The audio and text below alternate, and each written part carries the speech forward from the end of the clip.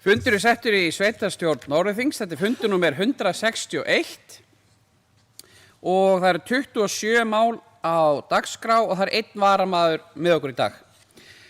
Fyrsta máli viljayfirlýsing álendurvinnslu á Bakka, mál númer 2 kynningarstöðu verkefnisins Valor á Bakka, númer 3 ályktun fundar í mótfundi á Melrakkasléttu, númer 4 fjármögnun lánasjóður sveitarfélaga og númer 5, það viðauki vegna framkvæmda við húsnæði. Svo mál númer 6, viðauki vegna félagsstarfs aldraðra á Kópaskeri og Raufarhöfn. Mál númer 7 hverfisráð 2023 til 2025. Mál númer 8 reglur fjárhagsaðstoð. Mál númer 9 viðmiðunarreglur skammtímaleyfi í skólum Norðurþings. Og mál númer 10 afreks- og viðurkenningasjóður. Mál númer 11 ungmennaráð 2025-26. Mál númer 12 hafnarstétt 17 tillaga breyttum lóðamörkum. Mál númer 13 endurskoðun á samþykktum gatnagerðargjöld og fleiri gjöld. Mál númer 14 endurskoðun samþykkta og sorphirðu. Mál númer 15 óskum framlengingu og lóðarúthlutun Búðarfjörður 3. Og mál númer 16 lóðarhafar að Höfða 3 og Höfða 5C sem óska eftir lóðastækkun. Mál númer 17 loftslagsstefna Norðurlands eystra. Mál númer 18 breyting á deiliskipulagi Stórhóll-Hjarðarholt. Og mál númer 19 fundaáætlun sveitarstjórnar. Og svo koma fundagerðir, fjölskylduráðs, skipulags- og framkvæmdaráðs, byggðaráðs Norðurþings, stjórn Hafnasjóðs og Orkuveitu Húsavíkur að lokum. Við bara göngum þá til dagskrár, förum í mál númer 1. En það viljayfirlýsing álendurvinnslu á Bakka, en á 515. fundi byggðaráðs var eftirfarandi bókað að byggðaráð samþykkir fyrirliggjandi viljayfirlýsingu og vísar henni til afgreiðslu í sveitarstjórn. Og það staðgengill sveitarstjóra, Bergþór, sem tekur til máls. Gjörðu svo vel, Bergþór.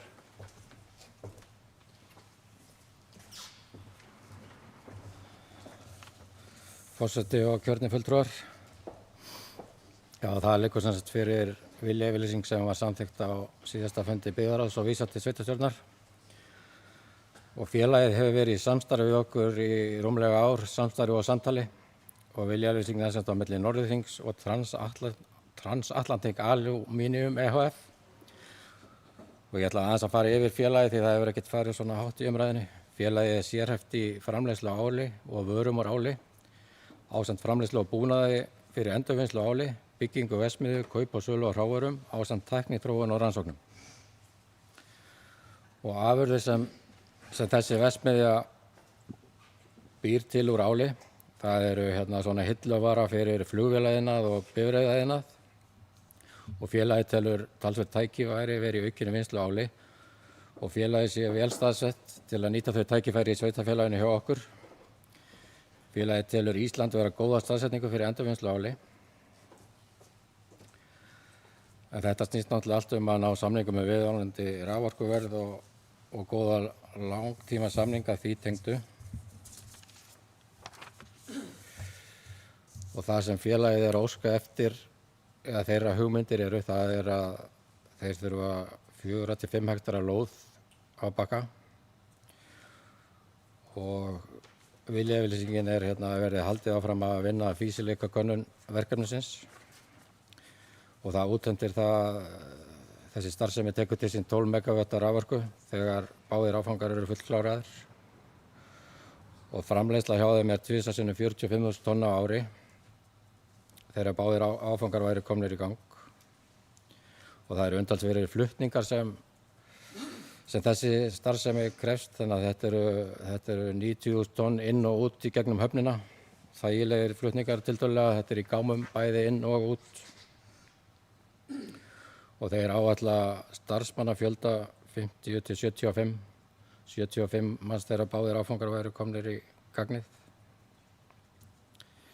Og heildarfjárfesting á þessu verkefni 15 milljarðar og útflutningstekjur eru áætlaðar 35 milljarðar á ári.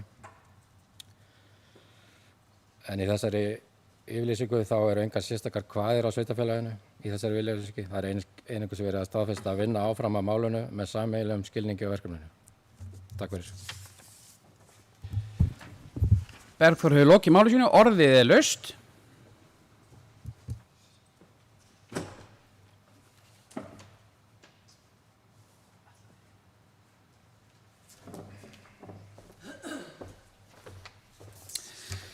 Það er enginn sem vil kveða sér hljóðs, þá vil ég biðja þau sem geta samþykkt þessa viljayfirlýsingu eins og hún lítur út að gefa merki með því að rétta upp hönd. Það er samþykkt samhljóða. Við fyrir þau mál nr. 2 sem er kynningarstöðu verkefnisins e-Valor EHF á Bakka en á 515. fundi Byggðarráðs var eftirfarandi bókað að Byggðarráð samþykkir fyrirliggjandi viljayfirlýsingu og vísar henni til afgreiðslu í sveitarstjórn og það er aftur Bergþór Bjarnason sem ætlar að taka til máls. Gjörðu svo vel, Bergþór.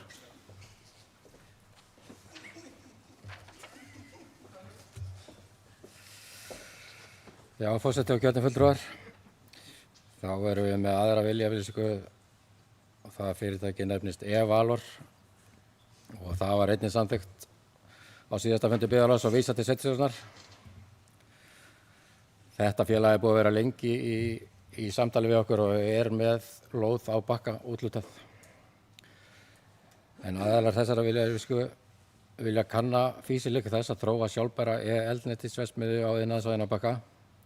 Verkefnið mun hafa mjög takmörkuð umhverfisáhrif og verður hluti af sjálfbærni og umhverfisvænni grænu hringrásarkerfi og stuðla þannig að markmiði Bakka að vera grænn iðnaður. Aðilar hafa komist að samkomulagi að vinna saman að frumathugun á mögulegri þróun sjálfbærrar eldsneytisframleiðslu sem verður reist í 3 áfangum og með áætlaða heildarframleiðslu upp á 100.000 tonn af eldsneyti á ári ásamt nauðsynlegri innviðauppbyggingu. Markmið þessara viljayfirlýsingar er að leggja grunn að samkomulagi milli aðila þá vinnu sem þarf að fara fram og meta og mögulega styðja við árangursríka framvindu á verkefninu. Félagið hefur haft úthlutað lóð á Bakka undanfarið ár og var svo lóðaúthlutun framlengt 1 ár í janúar síðastliðinn sem er sami tími og gildistími þessara viljayfirlýsingar. Og það er eins í þessari, það eru engar sérstakar kvaðir á sveitarfélagið í þessari viljayfirlýsingu. Það er einnig verið að staðfesta að vinna áfram að málinu með sameiginlegum skilningi á verkefninu. Það er nefnilega gjarnan sagt viljayfirlýsing og hvað svo, eitthvað þess háttar. En viljayfirlýsingar eru oft náttúrulega, ekkert ofta, það er ekkert skuldbindandi, það er bara sameiginlegur skilningur á málinu og það er bara verið að vinna að því að byggja upp á Bakka. Það er því að við þurfum ekki bara að byggja upp á Bakka, við bara verðum að byggja upp á Bakka. Takk fyrir. Bergþór hefur lokið máli sínu, orðið er laust.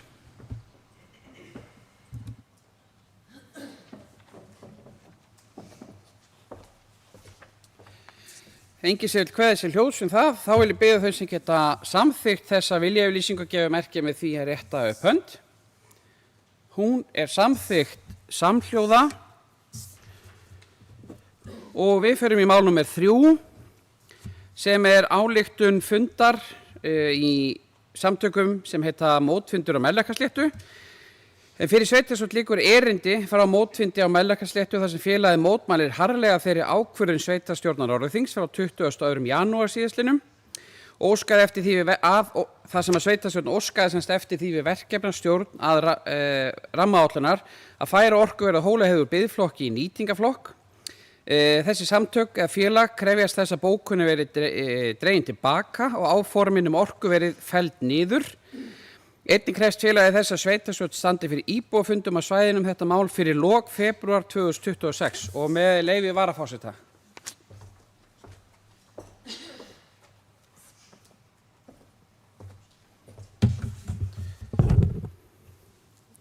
Já, forseti ágæta sveitarstjórn. Ég ákvað það sem þegar við fengum þetta erindi að taka það bara beint inn á sveitarstjórn því að málið fór þannig líka inn á fundi okkur í janúar en á síðasta fundi samþykkti sveitarstjórn óska eftir því við verkefnisstjórn rammaáætlunar að vindorkukosturinn á Hólaheiði eða Hnotasteinn yrði endurmetinn og færður úr bið í nýtingaflokki en vindorkukostur á Hólaheiði á jörðunum Katastaðir, Presthólar og Efrihólar hefur verið til skoðunar nokkurt skeið, umhverfismat og rannsóknir standa yfir og í því felst meðal annars samráð við samfélagið.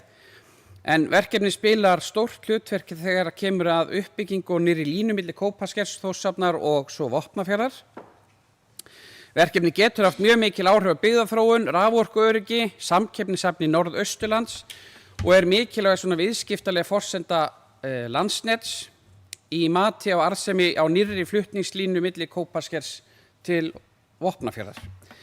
Og í grunninn þá að ræða ósk eða álit okkar sem sitjum í sveitarstjórn og við vorum 7 sem samþykktum bara þessa afstöðu okkar í þessu máli. Og það liggur fyrir að svæðið frá Öxarfirði af Vopnafirði, byggðaþróun þar hefur verið krefjandi og ástæða til þess að huga sérstaklega búsetu og atvinnumálum og þá þarf að rýna þau tækifæri sem í þeirri stöðu. Og áhugavert viðtal einmitt við framkvæmdastjóra SSNE á morgunvaktin á Rás 1 í morgun þetta og ég hvet öll til þess að hlusta á það viðtal. Ýmis tækifæri sem lúta tekjumyndun og atvinnusköpun.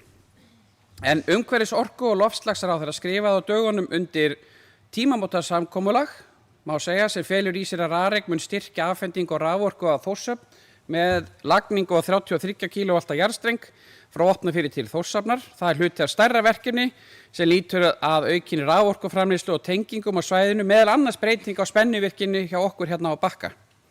En fyrirhuguð vindorkuver á Hólaheiði stórt að umfangi, það alveg rétt og margar og háar vindmyllur og vindmyllur eru nýlunda á Íslandi en þeim hefur fjölgað víða á Norðurlöndum á skömmum tíma fyrir utan Danmörku. En það eru helst þessi sjónrænu áhrif sem eru stærsta álitamálið. Myllurnar myndu sjálfsögðu sjást víða að, en það má reikna með að verði að þessari uppbyggingu þá breytist svona upplifun á svæðinu, það alveg rétt. En þetta snýst ekkert bara útsýni, heldur líka upplifun af víðernum og ósnortinni náttúru. En Ísland þarf meiri raforku, meðal annars fyrir orkuskipti og þá atvinnuuppbyggingu einmitt á þessu svæði. Verkefnið í umhverfismatsferli og þar öllum heimilt að koma með athugasemdir í því ferli sem einmitt samráð við samfélagið. En við vitum að mótbárum vegna mögulegrar uppbyggingar og það geti verið mjög langt í land að þetta nái bara nokkuð tíman inn í rammaáætlun eða verið samþykkt. Sum telja að verkefnið hafi neikvæð áhrif og meðan önnur telja að verkefnið hafi jákvæð áhrif. Og með fyrirvara gert ráð fyrir þessu nýju aðalskipulagi og við einmitt núna að yfirfara athugasemdir við skipulagið og það eru nokkuð margar athugasemdir sem lúta einmitt að þessu verkefni og í því felst einmitt þetta samráð sem að fólk getur haft við þetta ferli, það í gegnum aðalskipulagið sem var að ljúka hjá okkur. En þegar staður eins og Hólaheiði nefnd sem mögulegur orkukostur vekur það upp tilfinningar og ólíkar skoðanir á verkefninu og ein skoðun ekkert réttari en önnur. Við fengum erindi frá þessum óskilgreindu samtökum vegna málsins og einmitt að ræða það núna. Þar komu sem sagt fram sjónarmið gegn þessu verkefni vegna þeirra skoðana sem að fólk hefur og það verður bara að hafa sinn gang.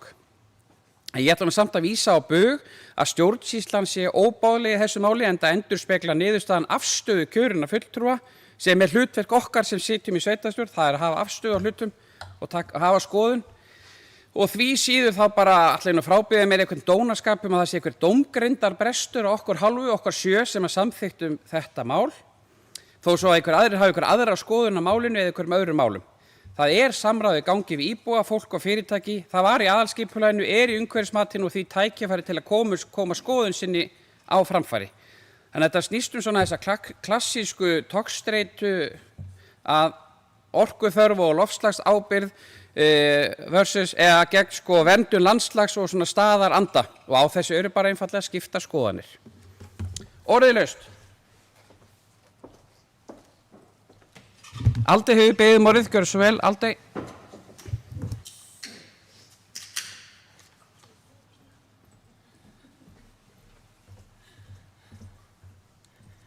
Forseti,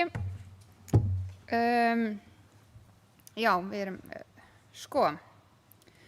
eins og kom fram áðan að það voru 7 fulltrúar af 9 sem að samþykktu að óska eftir því að þetta fært í rammaáætlun úr biðflokki í virkjunarflokk og ég mótmælti því og ég stend ennþá með því. Ég gríðarlega á móti því að það sé verið að reyna að hafa áhrif á rammaáætlun.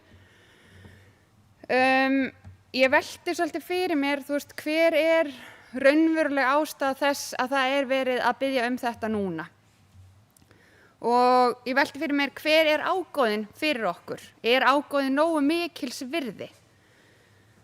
Eins og forseti kom hérna inn á áðan að þá þetta mjög umdeilt og í svona litlum samfélögum þá kljúfa svona verkefni oft samfélögin. Og við þurfum virkilega góð rök til að vera að keyra svona áfram. Af því þetta getur haft gríðarlega mikil áhrif. Ég á því að mér finnst bara mjög eðlilegt að við höldum íbúafund og útskýra málið því að einmitt þetta svona gríðarlega umdeilt.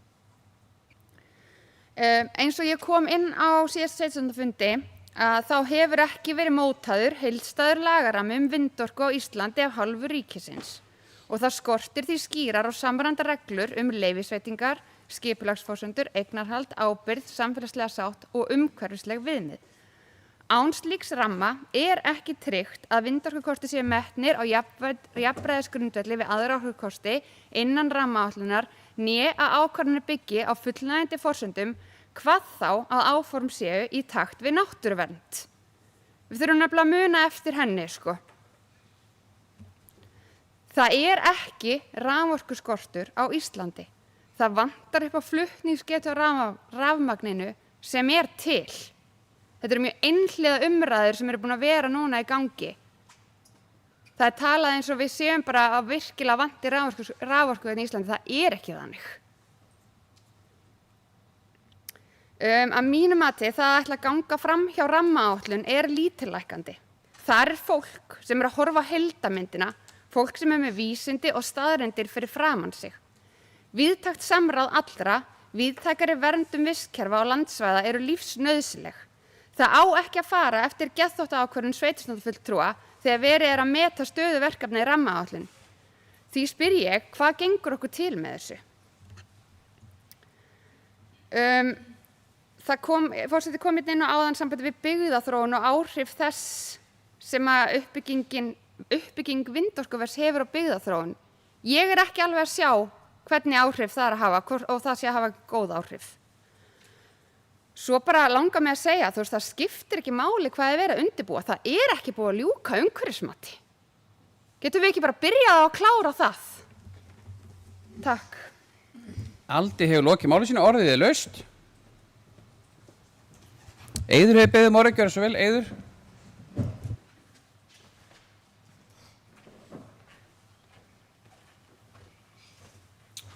Já, forseti, kjörnir fulltrúar.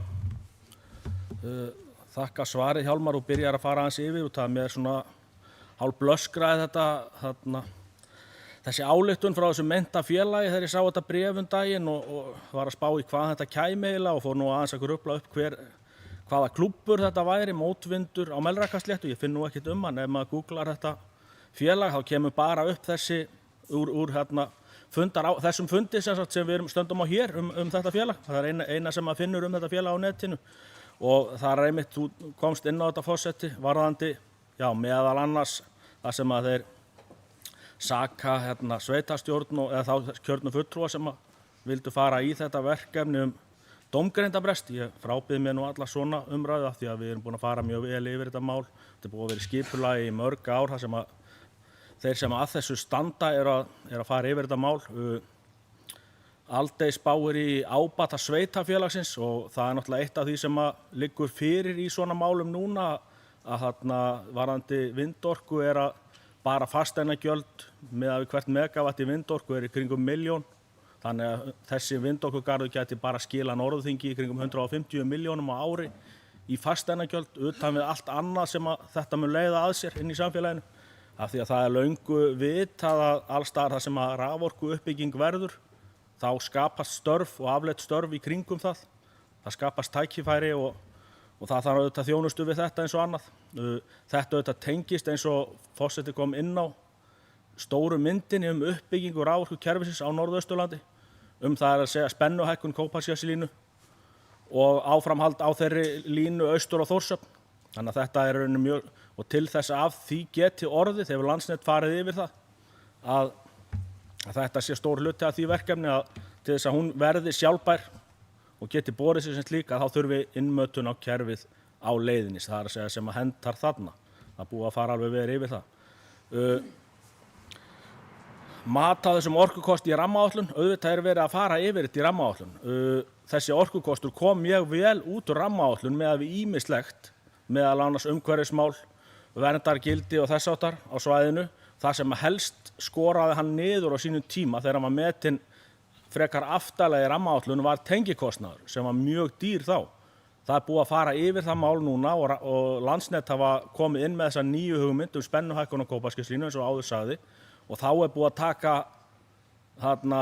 tengikostnað þessa orkuvers mjög mikið niður þannig að það er orðið mjög samkeppnishæft og í dag er uppbygging vindorku orðin gríðarlega samkeppnishæf og er bara orðin ódýrasti raforkukostur í dag þegar í uppbyggingu kerfisins.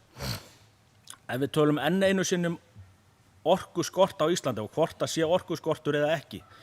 Þá náttúrulega, landvernd hafa stutt þetta og farið í þessa vegferð á Íslandi með skipulagða upplýsingaóreiðu það að það sé ekki orkuskortur á Íslandi og þetta snúist bara flutningsgetu. En það er nú bara einu sinni þannig að Landsnet sem er þjóðarfyrirtækið og því er lögbundið að flytja rafmagn og það eru sérfræðingar þar sem hafa gert raforkuspá frá 2024 til 2050 og þeir spá áframhaldandi vexti í eftirspurn eftir rafmagni, sérstaklega vegna orkuskipta í samgöngum og aukinnar rafeldsneytis til notkunar. Eftirspurn gæti aukist allt að 116% til ársins 2050. Viðvarandi orkuskortur er til skemmri tíma fram til ársins 2029 og aftur til lengri tíma eftir 2040. Auðvitað kom upp núna ákveðið atriði á Íslandi varðandi það að PCC stöðvaði og það bilun hjá Norðuráli á Grundartanga sem hefur skapað ákveðin slaka í kerfinu akkurat núna. En þetta eru bæði fyrirtæki sem eru með langtíma samninga og þessu er ekkert kippt upp á götunni og ráðstafað eitthvað annað. Þannig að það er raforkuskortur á Íslandi og hann er yfirvofandi og hann mun verða verri nema eitthvað sé kippt í taumana. Það er bara þannig, við lifum ekkert á loftinu einu saman. Við erum að vinna í fullt af atvinnuuppbyggingu á Bakka og þetta mun bara styðja það að fá aukna innmötun hér á svæðinu. Ég læt þetta gott í bili. Takk. Eiður hefur lokið máli sínu, Benóni Valur hefur beðið morgun, gjör svo vel, Benóni.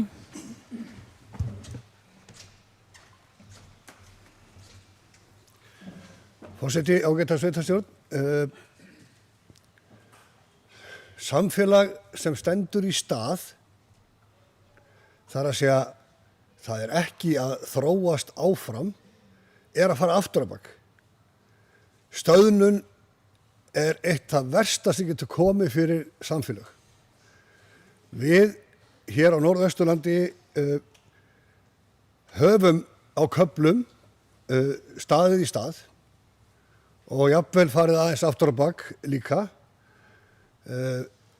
til þess að snúa.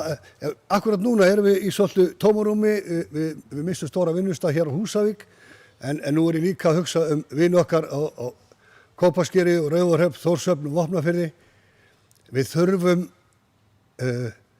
fleiri tækifæri til að halda áfram, til að þróast í rétta átt, til þess að vera auka við íbúafjölda, til þess að bæta þjónustu og svo framvegis.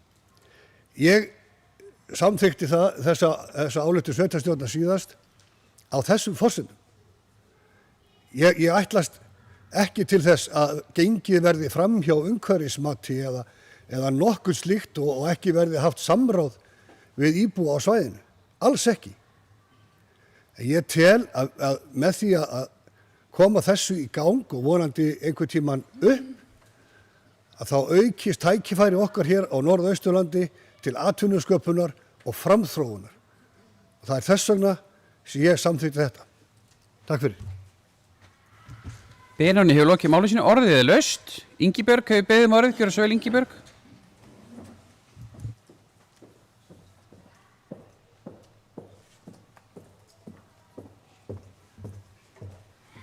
Forseti, sveitarstjórn. Það er ekki hlutverk sveitarfélagsins að hvort sem það er raforkuskortur eða ekki að ætla að fara að bjarga því og ég vil bara minna á við sem settum fram bókun á síðasta fundi vegna þess að við viljum fylgja rammaáætlun, klára það ferli og klára umhverfismat. Það eru stóru málin í þessu máli. Takk. Ingibjörg hefur lokið máli sínu, orðið er laust.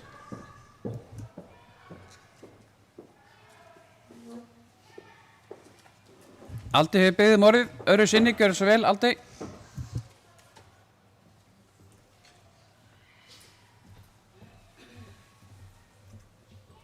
Forseti, mér langar bara aðeins að að því að Benóni kom hérna inn á sambandi við norðausturhornið og það er algjörlega sjálfsögð krafa að íbúar norðausturhornsins fái úrbætur ríkisins í rafmagnsflutningum án þess að sætta sig við þá niðurlægingu að þær þurfa réttlæta með umdeildum raskandi stórframkvæmdum. Bara eins og ég sagði á síðasta fundi. Við eigum ekki þurfa að láta hvað sem er ganga yfir okkur, sko. Og ég velti líka bara fyrir mig, hversu langt erum við tilbúin að ganga á umhverfið og náttúruna og lífríkið? Eru það að segja mér að það sé alvöruna ekki til neinar aðrar hugmyndir? Er ekki inn í myndinni til dæmis tvöföldun Þeistareykjavirkjunar? Er þetta í alvörunni það sem við þurfum að vera að gera akkurat núna? Mér finnst þetta mjög sérstakt. Takk. Aldi hefur lokið máli sínu, orðið er laust. Áki Hauksson hefur beðið orðið, gjörðu svo vel, Áki.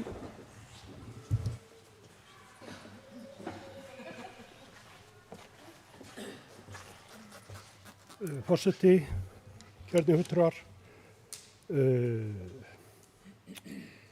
ég ætla ekki að koma upp því að Eiður fór nú svo vel yfir þetta, sennilega svo ræða sem ég hef haldið hér upp í pontu, en við erum búin að vera í mörg áratugi. Þrátt fyrir að ríkið stjórni öllri raforkuframleiðslu hér á Íslandi þá hafa verksmiðjurnar fyrir austan verið að keyra olíu og dísilvélum í áratugi þegar hefur vantað rafmagn. Þetta er ein leiðin og ég tel að Vinstri-grænir ættu nú að fagna því að fækka þessari olíubrennslu og dísilnotkun þó það séu einkaaðilar sem eru að koma vilja reisa vindmyllur. Þetta er bara einn svona þráðurinn í að byggja upp okkar raforkukerfi og byggja upp landsbyggðina. Við erum bara að biðja að þetta verið sett í umhverfis, við erum ekkert að fara fram á neitt annað. Þetta fer bara sína leið í kerfinu. Ef þessu verið að hafna, þá er þessu bara hafnað. Það er þá bara þannig. Takk fyrir. Áki hefur lokið máli sínu.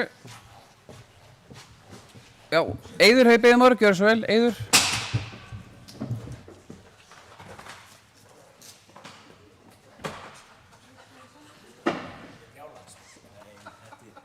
Eftir ég tók upp í ákvæðan aga, þá er ég ekki brjálaður. Já, forseti, kjörni fulltrúar, þakka fyrir góða umræðu, þetta er bara hressandi.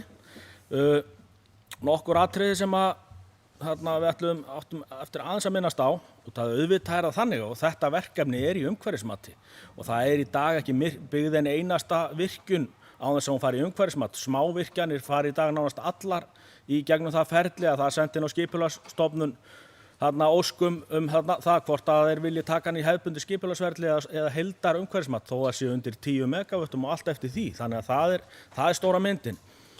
Og þetta verkefni er í umhverfismati og það er bara verið að ýta á eftir og fá þetta í gegnum rammaáætlun. Það fer alltaf fram fullt umhverfismat og ef að það sker úr að þetta sé bara ekki forsvaranlegt þá er auðvitað verkefni stoppað af á seinni stigum málsins. En ég vil samt vekja athygli á því að bara í þessari viku samþykkti Alþingi að færa 2 vatnsaflsvirkjanir Landsvirkjunar yfir í nýtingaflokk rammaáætlunar. Meðal annars Skrokkölduvirkjun og Sprengisandsleið sem er nú bara á Þjórsártungnarsvæðinu og er að nýta vatn sem er miklu til búið að miðla og annað. En sú virkjun, það hefur ekkert umhverfismat farið fram þannig að það er búið að færa hana nú þegar yfir í nýtingaflokk ramma án þess að umhverfismat farið fram. Þannig að þetta er bara svona. Og til þess að við náum einhverju áframhaldi í þetta verkefni þá er það bara mjög góð leið að þessu verið dúndrað ekki seinna en strax yfir í nýtingaflokk og halda áfram með verkefnið þessu landsvæði öllu til heilla því að þetta mun bara skapa arð og áframhaldandi velsæld hér. Takk fyrir. Eiður hefur lokið máli sínu, orðið er laust.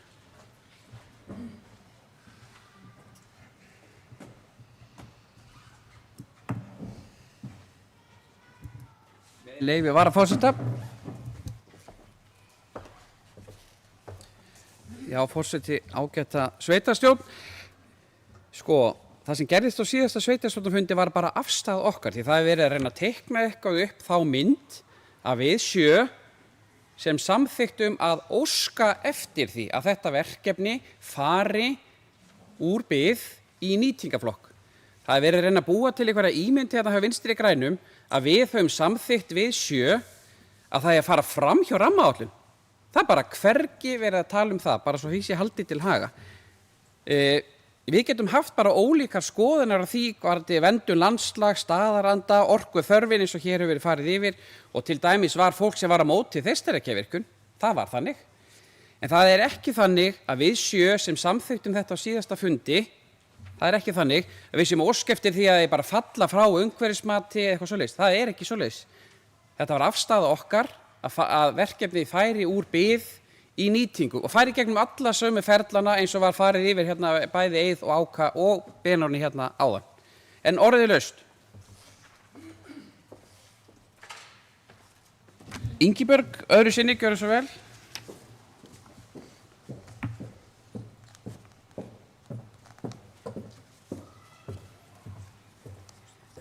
Forseti, ég skil ekki alveg hérna ef að þið eru ekki að fara fram á að þetta verkefni fari í umhverfismat eða í eðlilegt ferli en samt á að flýta því inn í nýtingaflokk, hvað er þið þá að biðja um?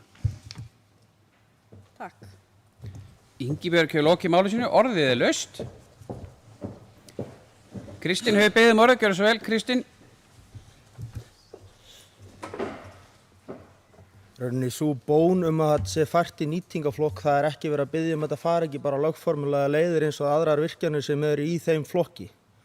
Það skal líka haft og sagt þá það sem hefur ekki kannski komið fram hér að við erum með þetta inn í aðalskipulagi eins og það er núna undir vernd sem þarf að aflétta ef að fara í þessa framkvæmd sem kallar á breytingu á aðalskipulagi.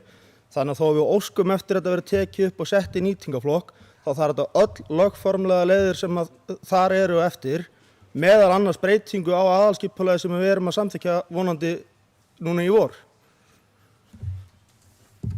Kristín hefur lokið máli sínu, orðið er laust. Helena hefur beðið orðið, gjörðu svo vel, Helena.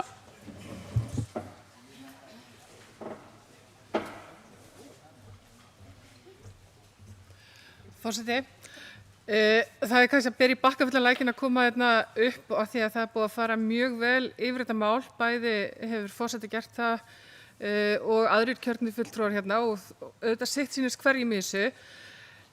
Ég er á þeim stað að ástæðan fyrir því að ég studdi þessa tillögu á síðasta sveitarstjórnarfundi er að ég vil efla svæðið okkar í heild sinni og þá skiptir máli vissulega að Norðurþing fái eitthvað fyrir sinn snúð, það gerir það.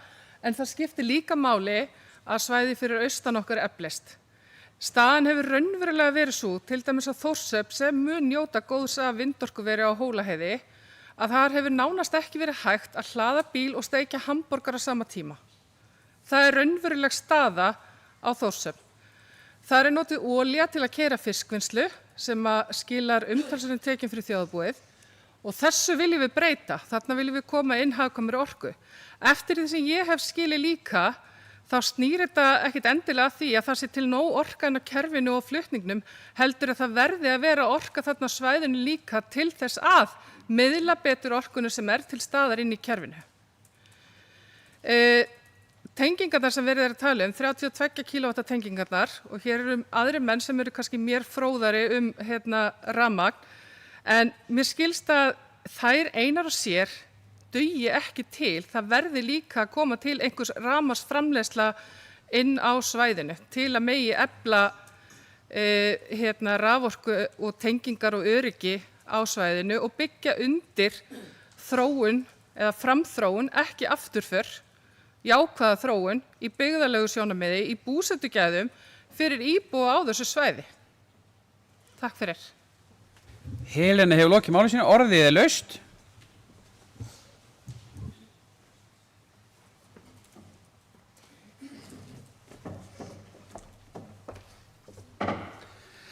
ekki fleiri sem vilja kveða sér hljóðs, enda flest búin að tjá okkur þetta mál oftar en einu sinni.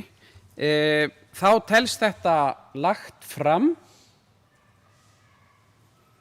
og við höldum áfram í mál nr. 4 sem fjármögnun frá lánasjóði sveitarfélaga, en á 515. fundi byggðarráðs var eftirfarandi bókað að byggðarráð samþykkir hér með á fundi sínum að taka lán hjá lánasjóði sveitarfélaga að fjárhæð alltaf 400 milljónir króna samkvæmt þeim lánaskilmálum sem í boði eru á þeim tíma sem lánið tekið. Lántakan getur verið í formi skammtímaláns sem forvera langtímaláns eða langtímalán í þeim skuldabréfaflokkum sem að lánasjóðurinn býður upp á hverju sinni. Byggðarráð hefur kynnt sér skilmála viðkomandi skuldabréfaflokka eins og þeir birtast á heimasíðu lánasjóðsins. Til tryggingar á láninu þar með talið höfuðstóll, vextir, verðbætur, dráttarvextir, uppgreiðslugjaldi og öðrum kostnaði, þá samþykkir byggðarráð að tekjur sveitarfélagsins samanber heimild í 2. málsgrein 68. grein sveitarstjórnarlaga nr. 138/2011, nánar tiltekið útsvarstekjur og framlögur jöfnunarsjóði sveitarfélaga verði veðsettar. Lánið tekið meðal annars til byggingar á frístundahúsnæði Borgarhólsskóla, hafnarframkvæmdir og bygging sundlaugar í Lundi í Öxarfirði. Að verkefni sem hefur almenna efnahagslega þýðingu samanber 3. grein laga nr. 150/2006 stofnun opinbers hlutafélags lánasjóð sveitarfélaga. Jafnframt Bergþóri Bjarnasyni fjármálastjóra, kennitala, fullt nafn, veitt ótakmarkað umboð til að undirrita lánasamninginn við lánasjóð sveitarfélaga fyrir hönd sveitarfélagsins sem og til að móttaka, undirrita og gefa út og afhenda skjöl, fyrirmæli og tilkynningar sem að tengjast lántökunni, þar á meðal beiðni útborgun láns. Og byggðarráð vísar þessu til staðfestingar í sveitarstjórn. Og það Bergþór Bjarnason sem hefur beðið orðið. Gjörðu svo vel, Bergþór.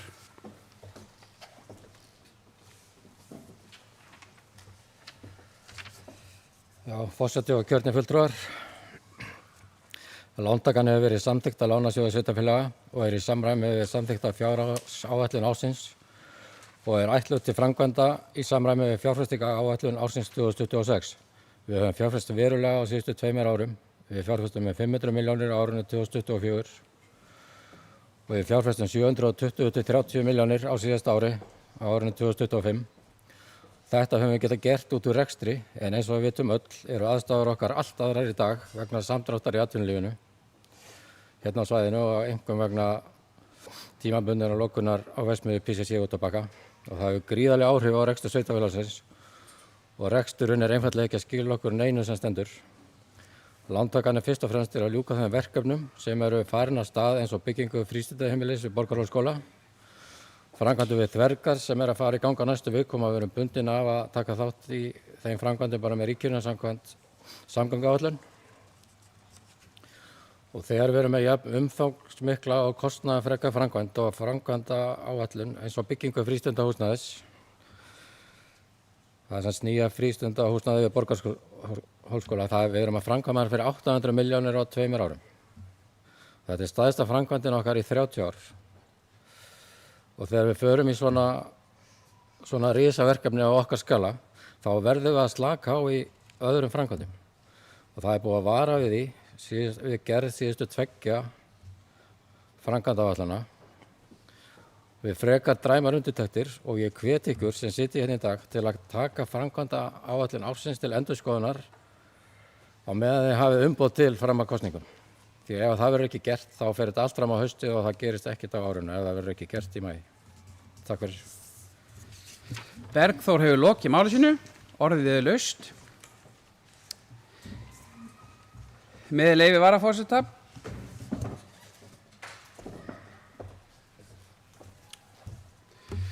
Já, forseti, ágæta sveitarstjórn, aðeins þetta mál, það sem að það er nú þannig að við höfum ekki tekið lán í 5 ár og sveitarfélagið stendur vel fjárhagslega þangað til núna þegar að koma 50 milljón krónur minna í kassan á mánuði og það tekur ekki síst vegna framkvæmda sem við höfum þegar ákveðið og hafið eins og félagsmiðstöð og frístund og það er mjög mikilvægt að klára það verkefni.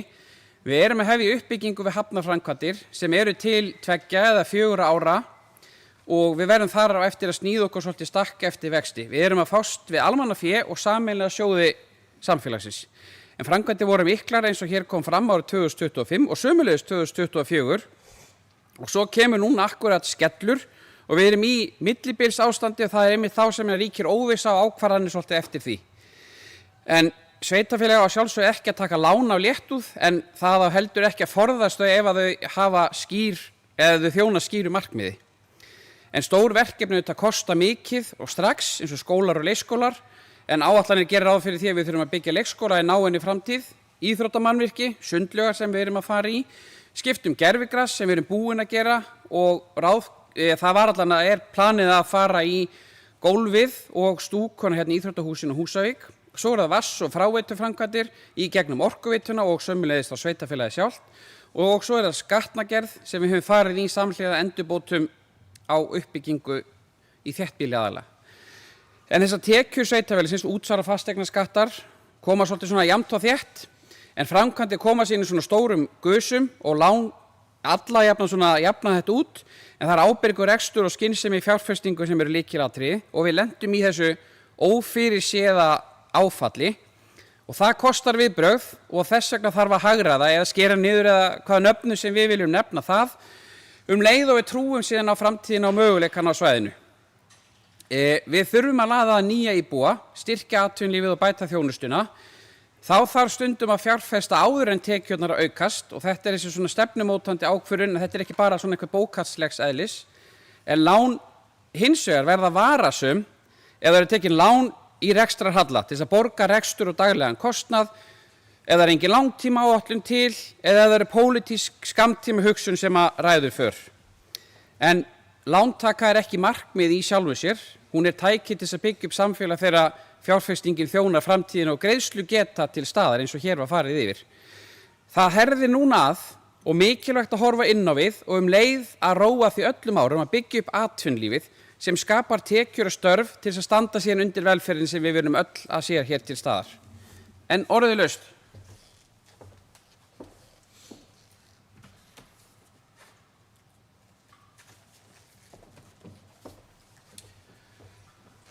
Ekki fleiri sem vilja tjá sig það, þá vil ég biðja þau sem geta samþykkt þessa lántöku eins og hún lítur út að gefa merki með því að rétta upp hönd.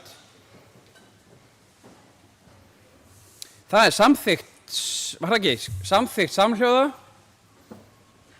Já, má ég biðja að rétta upp hönd? Já, af því að það er verið að veifa hérna í gesti, vil ég rétta upp hönd. Þið sem eru sammála lántökunni, já, það er samþykkt samhljóða. Þetta var aðeins flókið hérna fyrir forseta, fyrirgefi. Herðu, á eftir máli númer 4, þá förum við í mál númer 5. Það er vegna viðauki vegna framkvæmda í húsnæði en á 515. fundi byggðarráðs var eftirfarandi bókað. Byggðarráð samþykkir fyrirliggjandi viðauka að upphæð 18.657.665 krónur og vísar honum til afgreiðslu í sveitarstjórn og til gamans þá er það meðal annars í þessu húsnæði sem við erum í núna sem við erum að taka lán út á þar sem við erum stödd í sjómennasafninu eða í menningarmiðstöð Þingeyinga. En orðið laust. Helena hefur beðið orðið, gjörðu svo vel. Helena? Á meðan að fótatakið deyr út. Já. Forseti, bara rétt til að árétta að þarna erum að ræða viðauka vegna endurnýjar á þaki á menningarmiðstöð Þingeyinga og sem að er þegar samþykkt af eigendum og fulltrúum okkar í stjórn að fara í þessar endurbætur og þær eru áformaðar á þessu ári. Helena hefur lokið máli sínu, orðið er laust.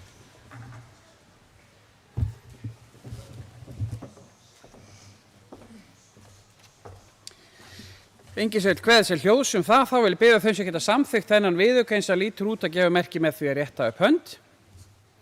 Það er samþykkt samhljóða.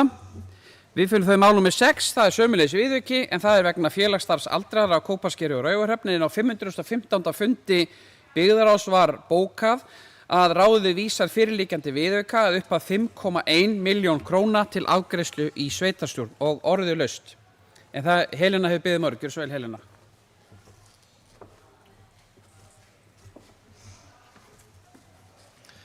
Forseti, Já, fjölskylduráð hefur haft til umfyllunar félagsstarf fyrir aldraða á Kópaskeri og Raufarhöfn, þar sem að samningur við félag eldri borgara á Raufarhöfn rann út í lok síðasta árs. Niðurstaðan er að í stað þess að gera áfram þjónustusamning við félagið eins og verið hefur verið, að til að tryggja eldri íbúum á svæðinu félagsstarf í gegnum þá óháða aðild að félögum félaga eldri borgara, þá mun sveitarfélagið sjálft ráða starfsmann til að sjá starfið og færa framkvæmd þess í eigið húsnæði. Viðaukinn hann er vegna þessa og snýr þá að annars vegar launum starfsmanns og hins vegar innri leigu á húsnæði sveitarfélagsins.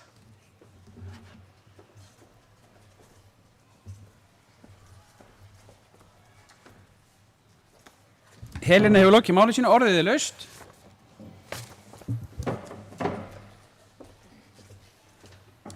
Enginn sem vil tjá sig það, þá vil ég biðja þau sem geta samþykkt viðaukann eins og lítur út að gefa merki með því að rétta upp hönd. Það er samþykkt samhljóða og við förum í mál númer 7 sem eru hverfisráð Norðurþings 2023-25 en á 515. fundi byggðarráðs var eftirfarandi bókað og það er aðeins að ræða skipan í formennsku í hverju hverfisráði, áður höfðu við afgreitt hverfisráðin sjálf en það er það verði núna formaður hverfisráðs Öxarfjarðar Ann Karlotte Fernholm og í Kelduhverfi verði formaður Salbjörg Matthíasdóttir og á Raufarhöfn verða Margrét Rögnvaldsdóttir sem að veitir hverfisráði formennsku. En byggðarráð samþykki þessa tillögu og vísar henni til staðfestingar í sveitarstjórn og orðið er laust.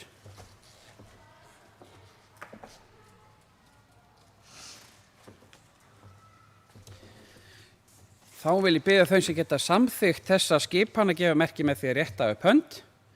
Það er samþykkt samhljóða og eftir máli 7 þá förum við í mál númer 8 sem eru reglur fjárhagsaðstoð fyrir sveitarstjórn liggja til staðfestingar uppfærðar reglur fjárhagsaðstoð með tilliti til vísitölu neysluverðs í janúar 2026 og til upplýsingar þá er aðeins að ræða þessa vísitölubreyting og það er engin önnur efnisleg breyting á þessum reglum en orðið er laust.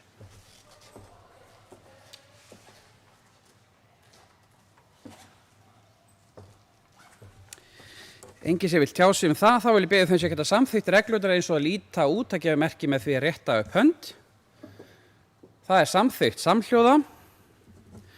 Við förum í mál númer 9 sem eru viðmiðunarreglur skammtímaleyfi í skólum Norðurþings en á 235. fundi fjölskylduráðs var bókað að ráðið vísar uppfærðum reglum til samþykktar í sveitarstjórn og orðið laust. Kristín hefur beðið orðið, gjörðu svo vel Kristín.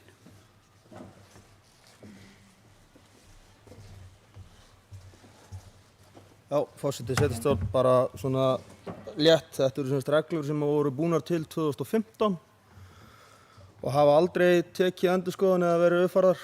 Þannig að við fengum skólastjórnendur í grunn- og leikskólum sveitarfélagsins til að gefa álit og voru uppfærðar síðan eftir það. Þannig að rauninni bara kominn tími á uppfærslu. Kristín hefur lokið máli sínu, orðið er laust.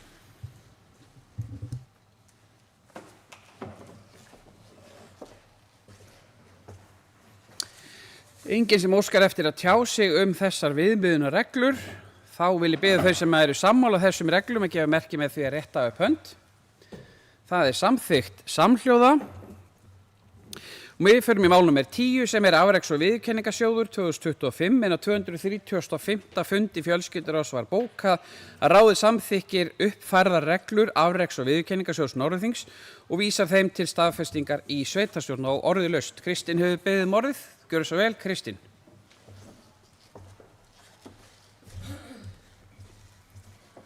Já, forseti sveitarstjórn.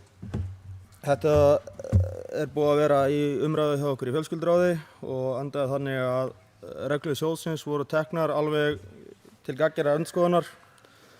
Stærsta breytingi núna er að lagt til að aldursviðmið sé upp að 25 ára til að fá úthlutun úr sjóðnum.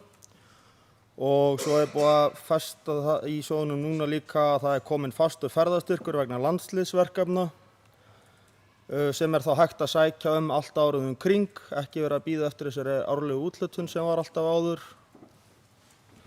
Já, þannig að það er svona það helsta. Kristín hefur lokið máli sínu, orðið er laust.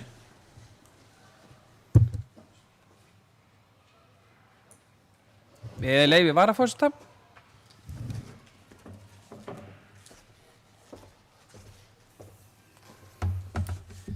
Forseti, ágæta sveitarstjórn. Ég þakka Kristni fyrir þessa stuttu yfirferð aðeins breytingar á þessum afreks- og viðurkenningasjóði. Við semst erum að ræða þessar uppfærðu reglur afreks- og viðurkenningasjóðs.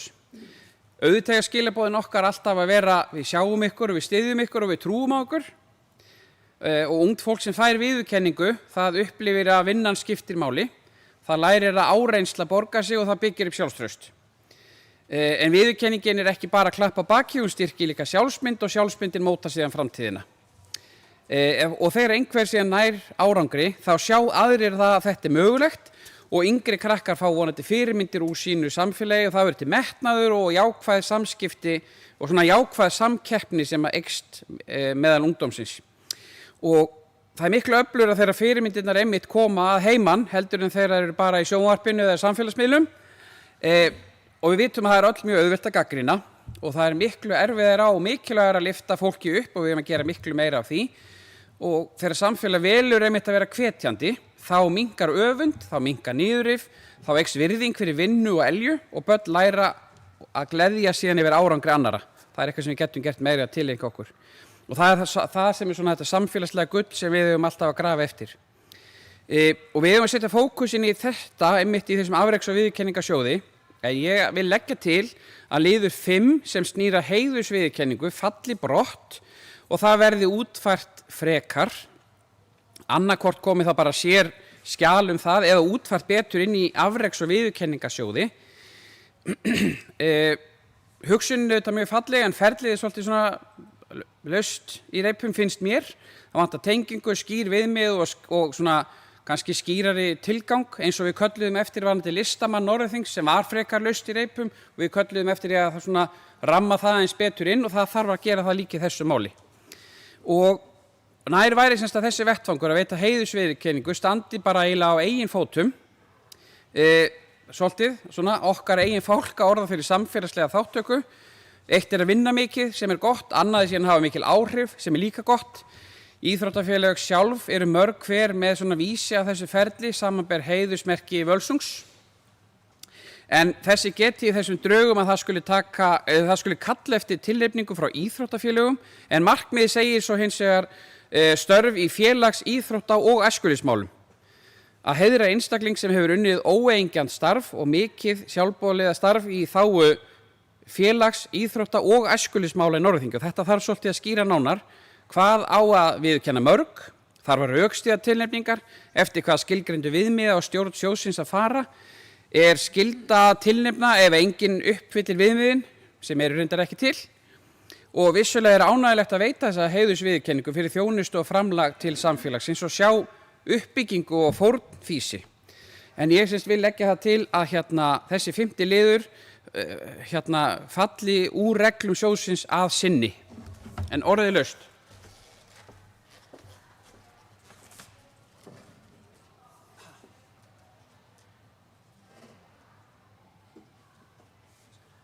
Ingibjörg hefur beðið orðið, gjörðu svo vel Ingibjörg.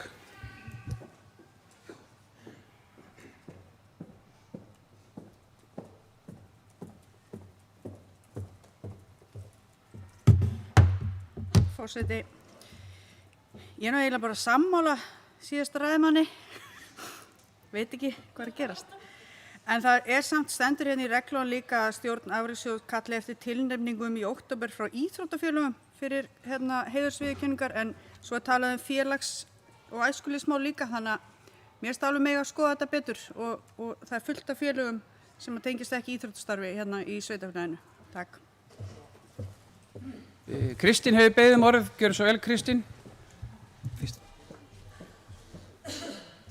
Mér langar að hafa bara þannig að það sé alveg skýrt að þið eru ekki að tala um að senda þetta tilbaka, þið eru að tala um bara núna að þessi liður verði tekin út og feldur og samþykkt öðru leyti. Okay. Kristín hefur lokið máli sínu, orðið er laust. Helena hefur beðið orðið, gjörðu svo vel Helena.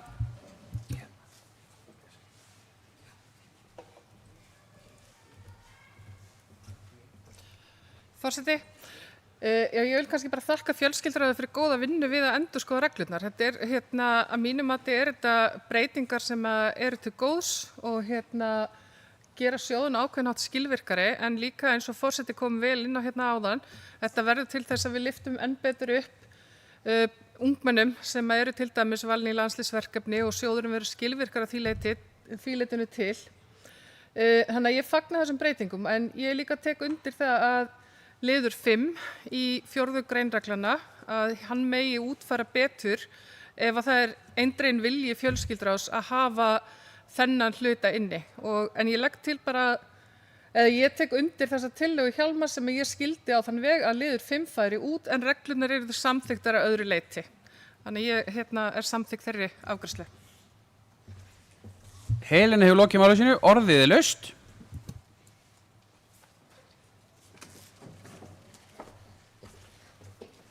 Ekki fleiri sem vilja tjá sig það, þá vil ég byrja því að bera upp tillögun það að liður 5 falli semst úr reglunum að gefa merki með því að rétta upp hönd þeir sem samþykja það. Einhverja móti? Já, það þá samþykkt með atkvæðum Helenu, Kristins, Ingibjargar, Áka, Eiðs, Bylgju og Benóný situr hjá. Og þá það bara reglurnar í heild sinni eins og að líta út, það með að þetta verður þá brott fallið, þessi 5. liður. Þau sem eru sammála því gefur merki með því að rétta upp hönd. Það einhverja móti? Nei, samþykkt samhljóða, já. Það samþykkt samhljóða sem sagt. Ljómandi.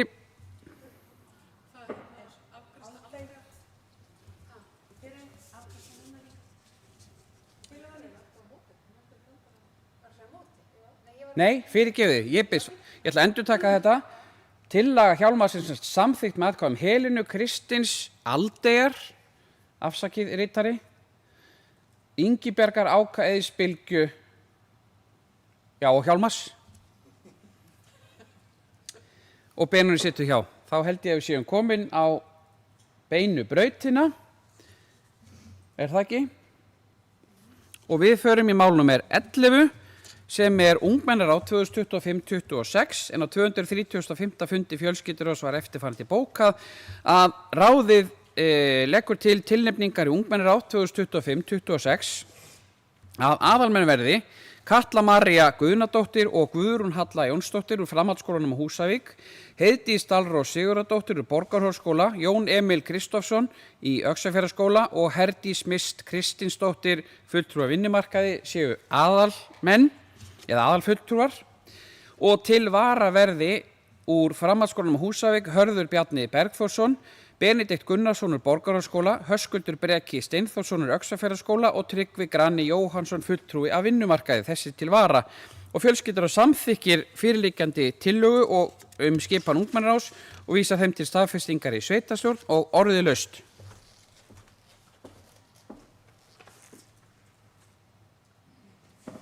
Benóný Valur hefur beðið orðið, gjörðu svo vel Benóný.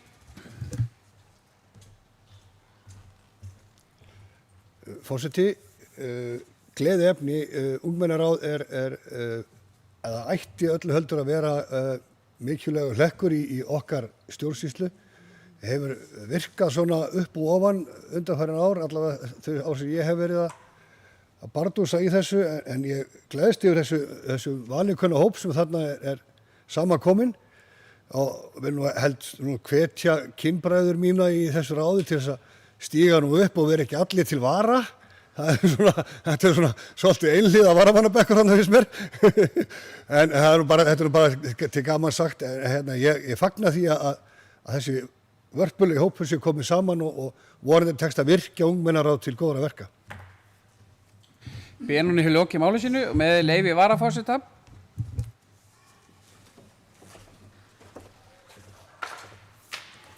Forseti ágæta sveitarstjórn, nú liggur fyrir skipan í ungmennaráð sveitarfélagsins. Það sannarlega ánægjulegt, en við höfum ekki alveg náð þessum takti í þessu sveitarfélagi að nýta og beisla kraftin í unga fólkinu sem hluta af stjórnsýslunni.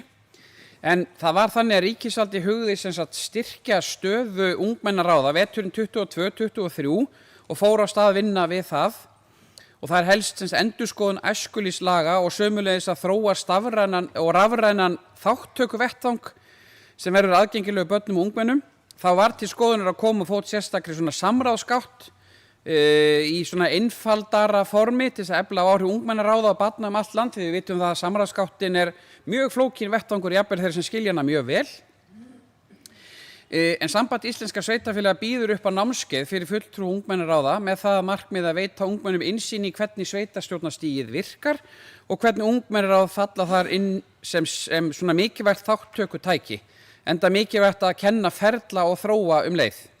En ég vil hvetja ungmennaráð, nýtt ungmennaráð, til að funda sem fyrst og búið að kjörna fulltrú í sveitarstjórn og sinn fund til skrafs og ráðagerðar leiðu óska öllu þessu fólki til hamingju með að vera komin í ungmennaráð sveitarfélagsins.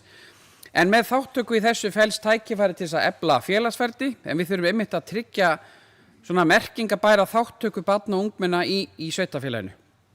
En merkingabæra þáttaka einmitt mikilvægur liður í innleiðingu á barnasáttmála Sameinuðu þjóðanna og hluti af því sem sveitarfélög þurfa að hafa í huga til þess að fá til dæmis viðurkenninguna barnvænt sveitarfélag. En upplýsingagjöf til ungmennaráða getur verið virkilega misjöfn og fer oft eftir sveitarfélagi, eins og aðeins kannski hefur verið komið inn á, eða hjá þeim starfsmanni sem starfar með ungmennaráðinu. Mörg ungmennaráð fá svona flestar upplýsingar að gögnsöðu leita eftir og þurfa til þess að geta tekið upplýstar ákvarðanir tiltekin mál. En það ekki skylda að greiða fyrir setu í ungmennaráði, en það var tekin ákvörðun að gera það á sínum tíma til jafns við önnur ráð sveitarfélagsins. Til þess að hafa áhrif innan sveitarfélagsins nauðsynlegt fyrir alla meðlimi ungmennaráða eða ungmennaráðs að þekkja starfsemi sveitarfélagsins vel, að minnsta kosti eins vel og undir. Og gagnlegt væri fyrir ungmennaráða að fá kynningu á skipuriti sveitarfélagsins til dæmis til þess að skilja betur hvernig á að koma málum í réttan farveg innan sveitarfélagsins og í stjórnsýslunni. En almennt virðist skorta það meðal almennings. Með því að þekkja ákvörðunartöku ferli vel getur ungmennaráðið mitt ekki þátt í því með auðveldum og skilvirkum hætti. En vægi ungmennaráða innan sveitarfélaga jafn mismunandi og sveitarfélögin eru mörg. En fyrir sum ungmennaráð getur verið erfitt að vera svona viðurkenndur hluti af stjórnsýslu sveitarfélagsins, en eitt þó víst að það mikið svigrúm til bætingar hjá okkur Norðurþingi í þessu efni og ég fagna því að teka undir það með Benóni að ég fagna því að við höfum nú gengið frá skipan í ráðið og hvet þessi ungmenni til dáða og láti í sér heyra, en orðið laust.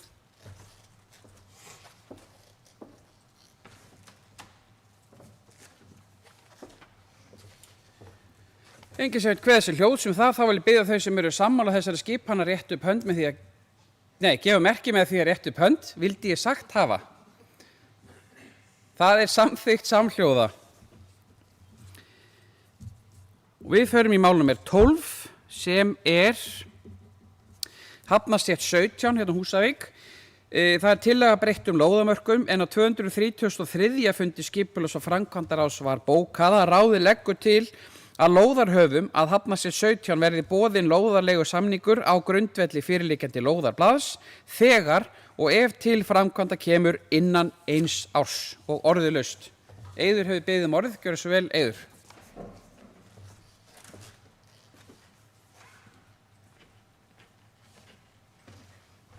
Já, forseti, gjörnir fulltrúar. Í fjarveru Sofíu þá ætla ég að taka svona helstu aðeins að keyra í gegn, fylgja eftir helstu málum og skipulags- og framkvæmdaráði sem koma hér fyrir fundin. En varðandi þetta mál Hafnarstétt 17 og stækkun lóðar. En á fundi í janúar ákvað skipulags- og framkvæmdaráð að taka vel í hugmyndir að byggja upp sorp og hjólageymslu utan eða það að segja austan núverandi lóðar á Hafnarstétt 17. Við ávinningu Norðurþings lægi fyrst og fremst í því að húsið sem var hugsað í þetta, það stæði þá nokkur lægra og það þá að hálfu leyti niðurgrafið og þá stæði svo nokkur lægra þar sem skipulagi gerði ráð fyrir áður og verði byggt eins og var áður þá átti að vera byggt ofan á þaki verbúðarinnar. Ef af þeirri uppbyggingu verður, það að segja þessari hjólageymslu þarna utan við lóð, þarf að stækka lóðina lítillega ca. 55 fermetra til austurs eins og framkemur í tillögunni. Og nefndin ákvað að setja skilyrði fyrir þessari úthlutun að verkefni komi til framkvæmda innan árs frá samþykki en það með vísan til þess að verkefni verður áður kynnt fyrir ca. 4 árum og fátt skeð síðan. Þannig að þetta svona eins og það liggur fyrir en ef að sveitarstjórn tekur svo ákvörðun um að falla frá þessu, að gefa þeim eða fara fram á stækkun, þá þarf húseigendur náttúrulega að endurhugsa sína framkvæmdir til samræmis við það gildandi deiliskipulag sem núna. Men þetta var það sem að nefndin ákvað á sín tíma í janúar. Takk. Eiður hefur lokið máli sínu. Áki Hauksson hefur beðið orðið. Gjörðu svo vel, Áki.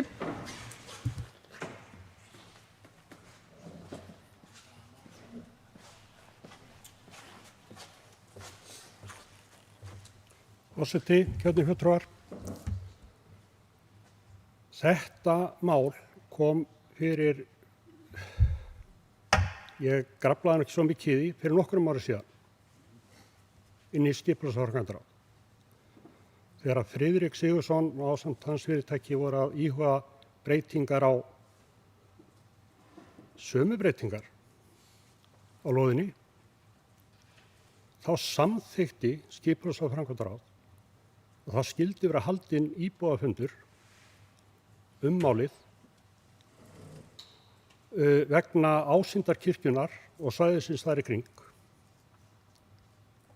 Þetta sýnist mér bara nákvæmlega sama tillagan sem samþykkt núna og ég spyr hvað varð þetta það sem að skipulagsframkvæmdaráð hafi samþykkt áður að halda íbúafund og ræða málin hvað að íbúum fyndist þessa tillögu.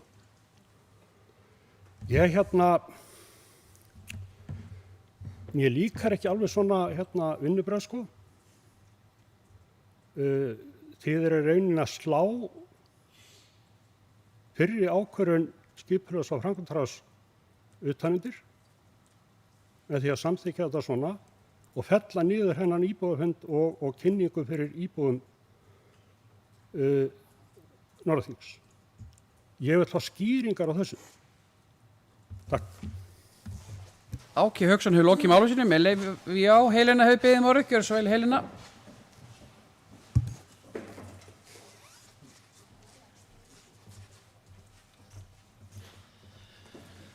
Forseti, ég vil nú meina að þessi fundur hafi þegar farið fram og það fyrir nokkrum árum síðan þar sem að var haldin kynning á þessum áformum sem þá voru fyrirhugað framkvæmdir við kirkjuna sem og breytingar þarna á útliti lóðar að Hafnarstétt 17. Þannig að þarna tel ég ekki að sé nein töfrabrögð að ræða eða nokkuð hafi guðið upp. Fundurum bara hefur þegar farið fram og íbúar fengi kynningu á þessum breytingum.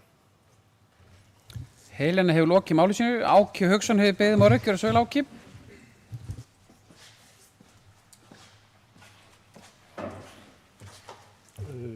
Forseti, kjörnir fulltrúar.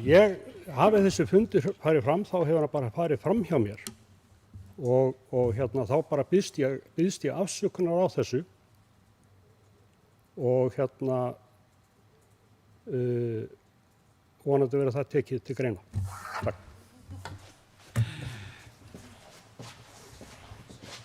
Já, Áki hefur lokið máli sínu. Helena hefur beðið orðið. Öðru sinni. Gjörðu svo vel, Helena.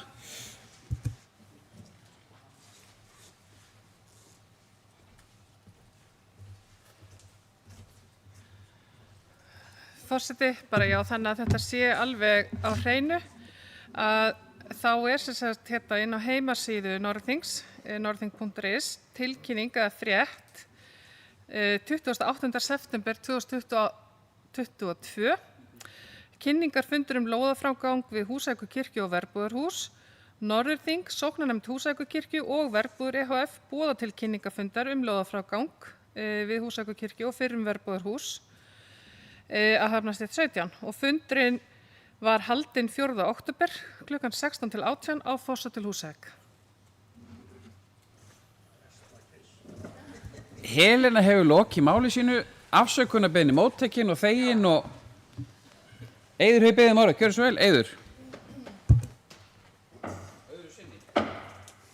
Já, forseti, ég ætla aðeins kannski að skýra þetta örlítið betur eins og þetta fór í gegnum ráðið í janúar. Þá fallist á það að stækka lóðina 55 fermetra. Þetta kemur svona skiki úturinni til þess að þá, eins og Áki myndist á áðan, þetta snerist á sínum tímum aðeins ásýndina frá Hafnarsvæðinu og annað upp á kirkjuna Þessi fyrirhugaðar sorp- og hjólageymsla sem átti að smíða upp á verbúðunum var þá færð aðeins til austurs inn á bílastæðin sem eru þarna beint framan við bókabúðina, sem aður þarna vestan við Garðarsbrautinni.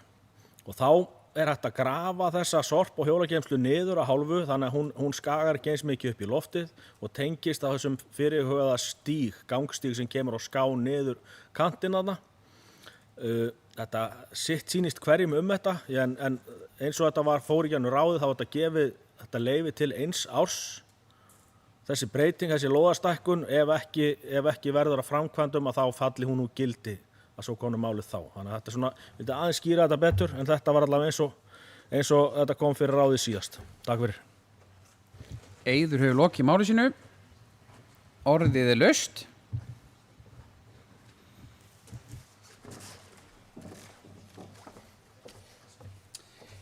Ekki fleiri sem vilja kveða þessi ljós það, þá vil ég biðja þau sem geta samþykkt afgreiðslu skipulags- og framkvæmdaráðs og lóðarblaðið eins og það liggur fyrir að gefa merki með því að rétta upp hönd.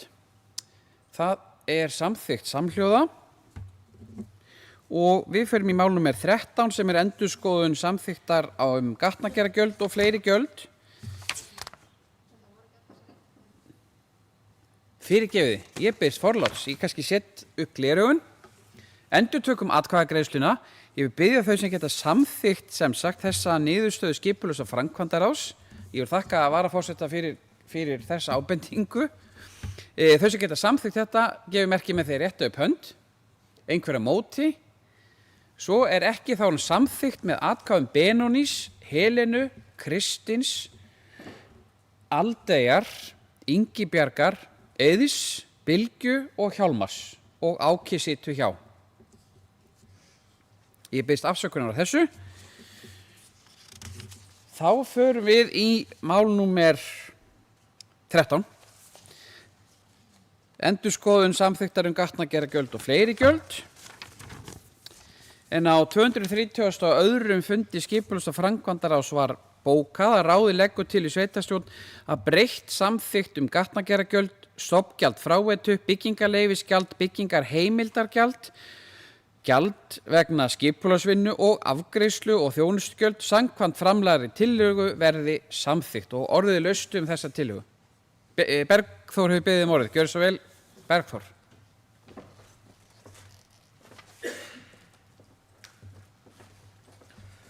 Forseti og gjörnir fulltrúar.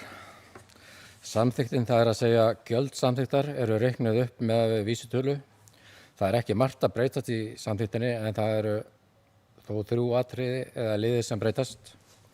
Iðnaðarlóðir á skilgreindu iðnaðarsvæðabakka eru settar í sérstakan gjaldaflokk gatnagerðargjalds. Þær hafa til þess að vera ákveðnum afslætti, stundum og stundum ekki.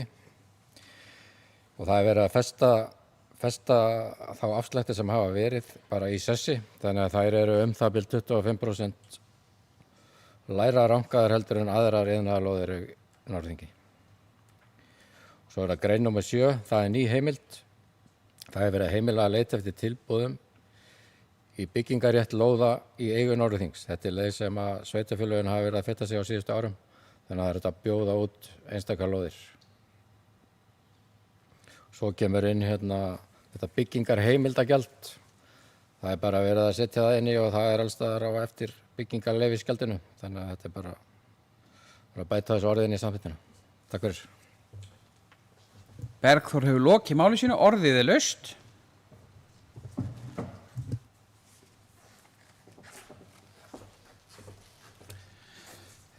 Ekki fleiri sem vilja tjá sig það, þá vil ég biðja þau sem geta samþykkt niðurstöðu skipulags- og framkvæmdaráðs að gefa merki með því að rétta upp hönd. Best ég setji upp gleraugun. Samþykkt samhljóða, já. Og við förum þá í mál númer 14 sem er endurskoðun samþykkt sorphirðu en á 233. fundi skipulags- og framkvæmdaráðs var bókað að ráðið leggur til í sveitarstjórn að tillaga að endurskoðaðri samþykkt meðhöndlun úrgangs verði samþykkt. Og orðið laust.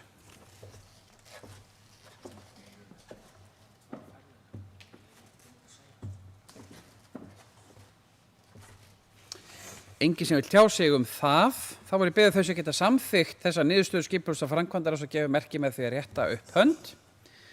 Hún er samþykkt samhljóða og við förum í mál nummer 15 sem er ósk framlengingu lóðarúthlutunar í Búðafjöru 3 en á 233. fundi skipulags- og framkvæmdaráðs var bókað að meirihluti skipulags- og framkvæmdaráðs samþykkir með atkvæðum Eiðs, Rebekku, Soffíu og Þorsteins að leggja til við sveitarstjórn að Íslands þar að verði úthluta lóðinni Búðafjöru 3. Aldey ósk fulltrúi Vaflista greiðir atkvæði gegn afgreiðslunni fyrirgefiði og leggur fram bókun að undirritaðri hugnast ekki svo starfsemi sem fyrirhuguð samkvæmt fyrirleiðum byggingaráformum og leggst því gegn úthlutun lóðarinnar til umsækjanda og orðið laust.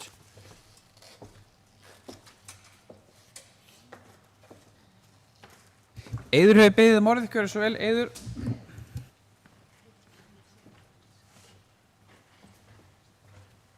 Já, forseti, gjörðu fulltrúar. Varðandi ósk framlengingu og lóðarúthlutunar að Búðafjöru 3 en Íslandsar er enn að vinna fjármögnun síns verkefnis. Við fyrri lóðarúthlutun er nýlega útrunnin og sveitarstjórn þarf að ákveða hvort hún vilji framlengja sína úthlutun til að gefa aðstandendum við verkefnis lengri tíma til að sinna fjármögnunu þess. Upphaflega var Íslandsar að úthluta lóðinni að Búðafjöru 1 en í ljósi þess að GPG ákvaða að fullnýta ekki þá lóðastakkun sem þeim var boðin sunnan við hús hjá sér var til meira pláss sunnan við lóð GPG, afsaki ég kannski aðeins óskýr en ég svona var að taka saman þessa punta og var deiliskipulag því endurnýjað og lóðum fjölgað. Íslands þar að hendar best að fá nú lóð sem nefnist Búðafjara 3 samkvæmt breytta skipulaginu, þannig að það er svona erum við komin á þennan stað með þetta. Takk fyrir. Eiður hefur lokið máli sínu, orðið er laust. Áki Hauksson hefur beðið orðið, gjörðu svo vel, Áki.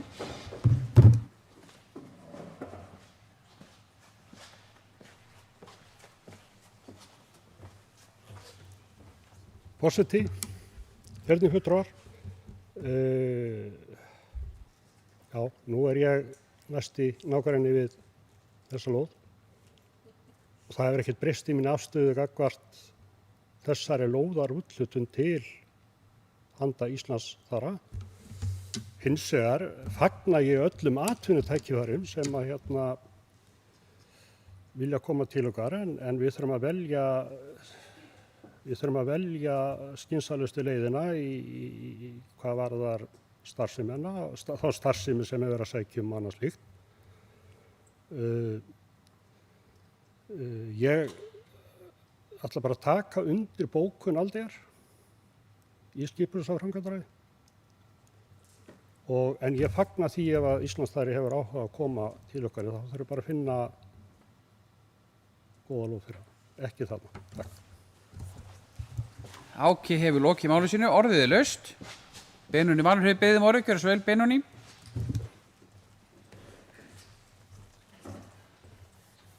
Forseti, sem er knúinn til að koma upp og spyrja félaga minn Áka að því mér fannst hann vera óskýr. Aldey bókar að hún sé á móti þessari atvinnustarfsemi. Þú segist fagna atvinnustarfseminni, tekur samt undir bókun Aldeyjar. Já, mér langar að fá bara skýringu á. Benóni hefur lokið máli sínu, orðið er laust.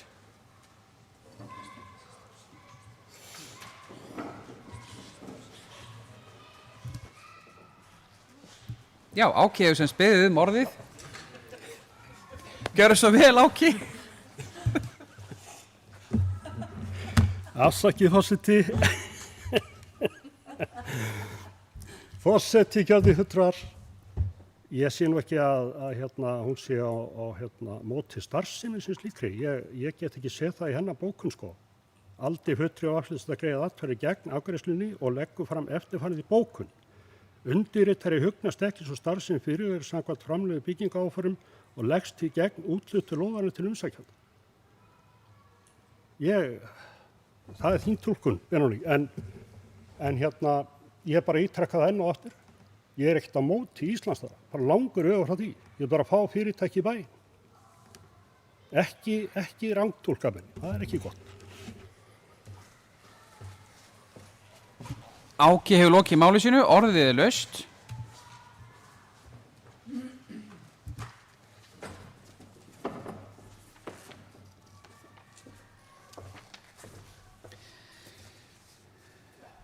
ekki fleiri sem vilja tjá sig það. Það gengur ýmsett áhugi í salnum. Ég ætla að biðja ykkur að fara ekki að kalla fram hér hláturskast aftur. Heyrðu, við erum að ræða alvöru mál. Það óskum framlengingu lóðarúthlutun Búðafjörður 3 og þá vil ég biðja þau sem eru sammála niðurstöðu meirihluta skipulags- og framkvæmdaráðs að gefa merki með því að rétta upp hönd. Og einhverja móti? Ok, þá það þannig að tillagan samþykkt með atkvæðum Benónís, Helenu, Kristins, Eiðs, Bylgju og Hjálmars. Á móti, öll þrjú ekki, eru Aldey, Ingibjörg og Áki. Þetta ekki rétt? Ég ekki að lesa salin rétt? Já.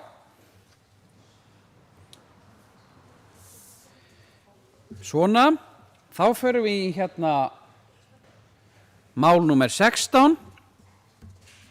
Það eru lóðarhafar að höfða 3 og höfða 5C sem óska eftir lóðarstækkun en á 233. fundi skipulags- og framkvæmdaráðs var bókað að ráðið telur sér ekki fært að gefa eftir 3 metra af lóð þjónustumiðstöðvar enda myndi það skerða umtalsvert geymslu og athafnasvæði lóðarinnar.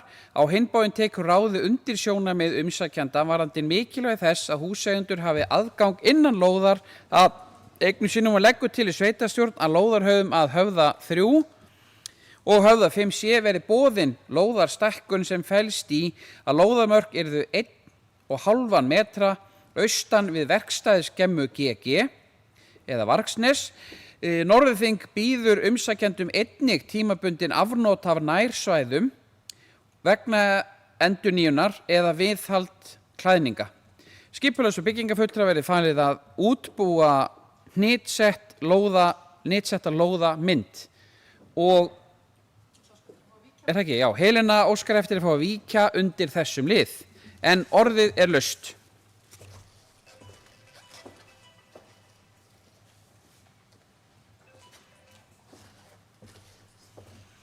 Engin sem óskar eftir að tjá sig það, þá vil ég biðja þau sem eru sammála þessari niðurstöðu skipulags- og framkvæmdaráðs að gefa merki með því að rétta upp hönd.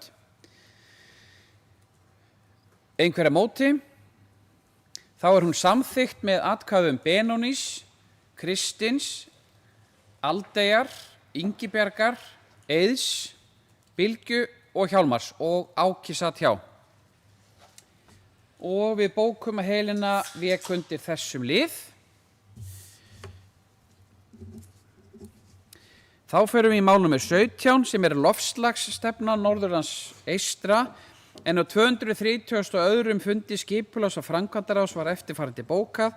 Skipulags- og framkvæmdaráð gerir ekki athugasemd við drög að loftslagsstefnu Norðurlands eystra og vísar þeim til umfjöllunar í sveitarstjórn og orðið laust. Helena hefur beðið orðið. Gjörðu svo vel, Helena.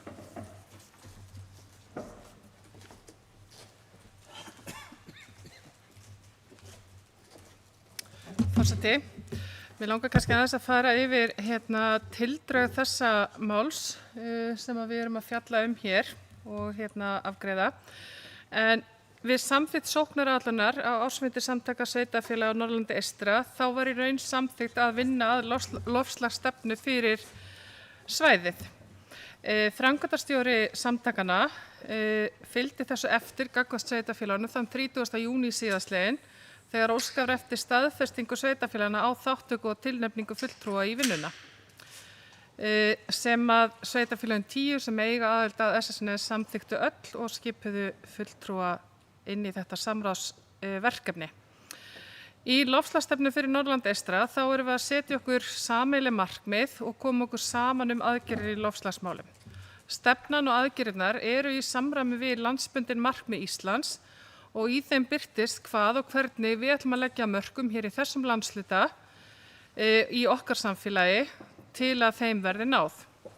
Meðal markmiða loftslagsstefnunnar það eru til dæmis samdráttur í losun gróðurhúsalofttegunda að hann verði 50–55% árið 2035 miðað við viðmiðunargildi ársins 2005 innan ESR samfélagslosunar. Sveitarfélögin skuldbinda sig til að ná kolefnishlutleysi í samræmi við landsmarkmið með samdrætti í losun og aukningu í kolefnisbindingu og að landshlutinn verði óháður jarðefnaeldsneyti 2050 til að mynda með því að stefna að fullum orkuskiptum í samgöngum. Stefnunni fylgja aðgerðir sem í tilfelli Norðurþings samræmast nokkuð vel umhverfis- og loftslagsstefnu sveitarfélagsins. Til dæmis má það nefna rafvæðingu bíla og tækja, það er að segja bíla og tækja floti sveitarfélagsins og innleiðing á viljandi vilt. Hugsunin á bak við þessa aðgerð í sóknaráætlun og við mótun loftslagsstefnar var sömuleiðis að sveitarfélögin gætu tekið innihald hennar og aðlaga sinni starfsemi þar sem við vitum að sveitarfélögin eru misjöfn á stærð og getu þegar kemur að því að leysa úr þeim verkefnum sem að okkur ber að sinna og það er lögbundi verkefni að skila inn eða að útbúa loftslagsstefnu. Þannig að þau gætu í rauninni tekið þessa stefnu og unnið upp úr henni sína eigin stefnu í stað þess að allir væru að vinna stefnuna frá grunni. Og þannig myndi SSN jafnframt styðja við sveitarfélögin í þeirri vegferð að uppfylla skyldur sínar og til dæmis líka þá í formi ráðgjafar við stefnumótunar sjálfa, mótun aðgerðaáætlunar eða stuðningur við gerð losunarbókhalds. Það liggur fyrir okkur þá eins og forseti kom inn á að afgreiða þessa stefnu sem að síðan verður til endalegrar afgreiðslu á ársþingi SSN sem að fer fram á Dalvík þann 27. mars næstkomandi. Helena hefur lokið máli sínu, orðið er laust.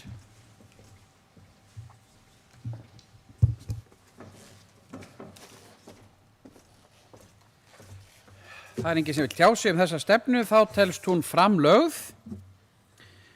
Og við förum í mál númer 18 sem er breyting á deiliskipulagi Stórhóll Hjarðarholt á Húsavík.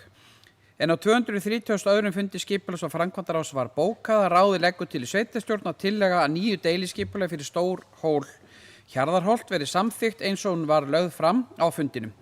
Skipulagsfulltrúa verði falið að auglýsa gildistöku deiliskipulagsins að fengnu samþykki skipulagsstofnunar og undir þessum lið þá óskar Helena Eydís eftir að víkja og orðið er þá laust þessa tillögu og Eiður Pétursson hefur beðið orðið. Gjörðu svo vel, Eiður.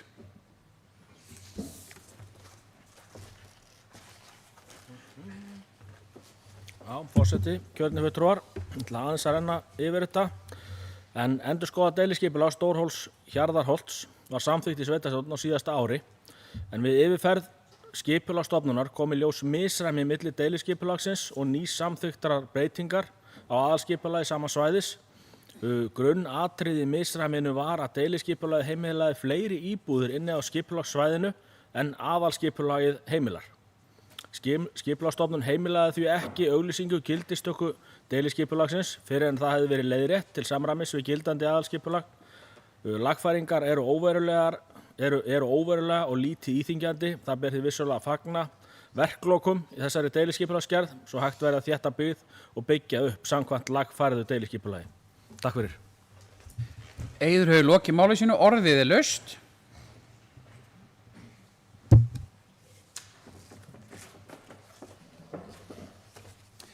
Það er enginn sem vil tjá sig þessa tillögu, þá vil ég biðja þau sem eru sammála niðurstöðu skipulags- og framkvæmdaráðs að gefa merki með því að rétta upp hönd. Hún er samþykkt samhljóða og undir það er líka Helena vék undir þessum lið. Þá förum við í mál númer 19 sem er fundaáætlun sveitarstjórnar Norðurþings. En fyrir sveitarstjórn liggur tillaga frá forseta sveitarstjórnar að marsfundur verði degi fyrr en fundaáætlun gerir ráð fyrir. Fundur verði því 25. mars klukkan 3 á Húsavík en ekki 27. mars klukkan 1 á Raufarhöfn vegna ársþings SSN sem fer fram 27. mars næstkomandi á Dalvík og orðið laust þessa tillögu.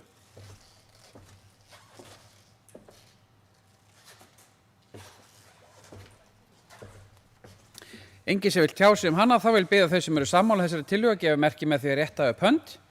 Hún er samþykkt samhljóða og við höfum lokið við afgreiðsluliði og tökum þá fundarhlé áður en við förum í fundargerðir.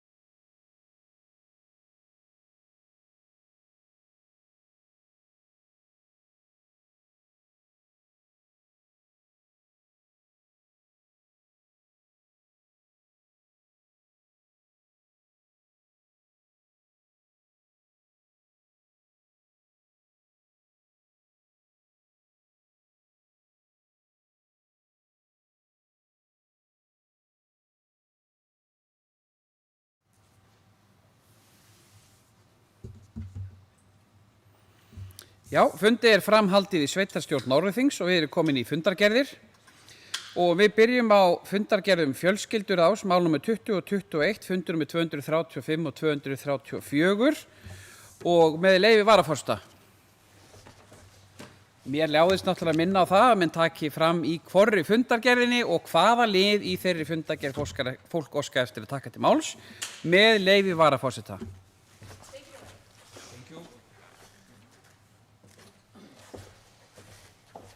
Já, forseti ágæta sveitarstjórn, það fjölskylduráð nr. 235, liður 13. Lýðræðisverkefni sem hlaut styrk frá þróunarsjóði innflytjendamála til þess að framkvæma verkefni lýðræðisþátttöku innflytjenda árið 2024 og framhaldsstyrk til þess að halda áfram með þróunarverkefni í aðdraganda sveitarstjórnarkosninga 2026.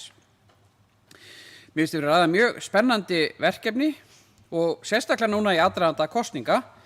En lýðræðisverkefnið gengur út á að virkja fólk af erlendum uppruna til þátttöku og stuðla þannig að inngildingu, hvað sem manni finnst það orð, inngildingu fólks og jákvæða samfélagslega þróun. Í verkefninu felst að opna vinnustofur, fara í hvatningaherferð og halda opna kosningafundi. Sveitarfélagið mun standa straum af ákveðnum kostnaði og ég vil fagna því að sveitarfélagið og fjölskylduráð hafi tekið jákvætt í þetta verkefni.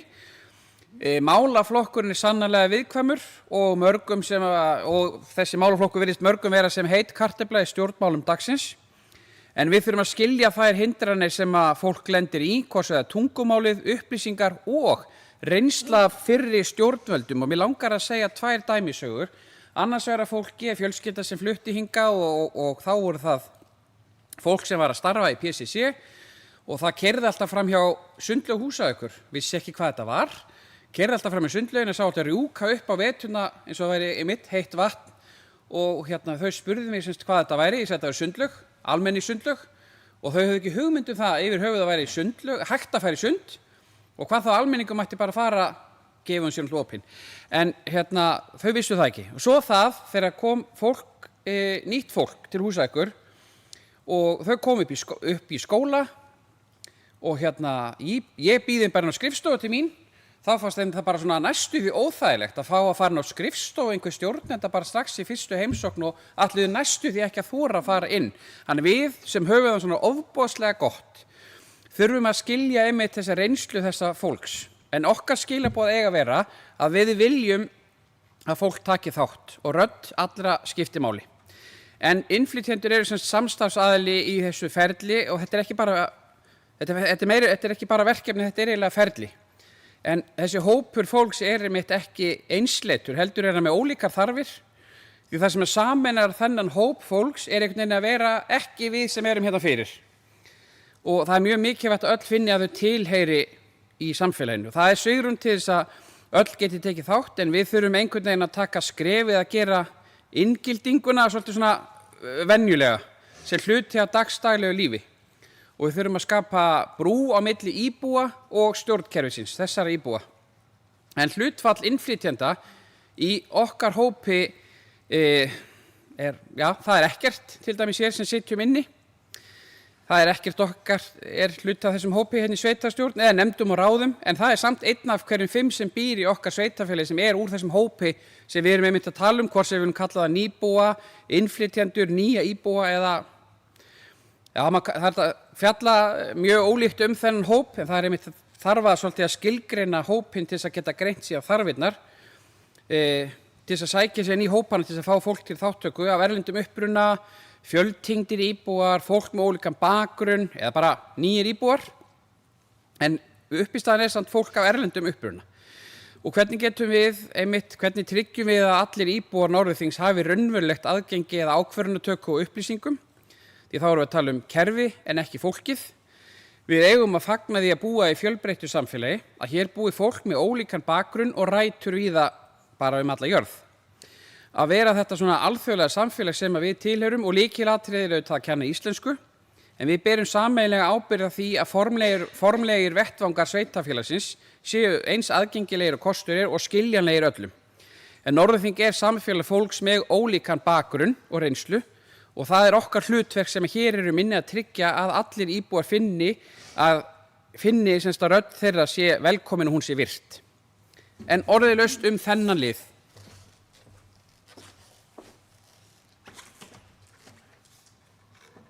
Eða aðra liði í fundargerðum fjölskylduráðs, þá er orðið laust. Aldrei hefur beðið orðið, gjörðu svo vel, aldrei.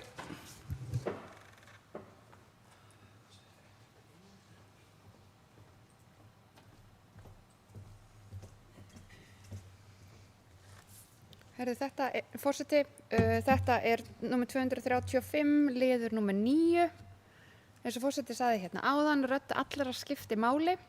Við vorum áðan að tala ungmennaráð og áhrif sem ungt fólk getur haft og þess vegna langaði mig til að vekja athygli á þessu erindi sem 7. bekkur í Borgarholtsskóla sendi inn og bara minna á að það er nefnilega hægt að hafa áhrif í gegnum stjórnsýsluna og því betur sem við stöndum við baki á börnunum okkar því öflugri verða þau í þessu. Og langar bara að hrósa 7. bekk fyrir að gera þetta. Takk.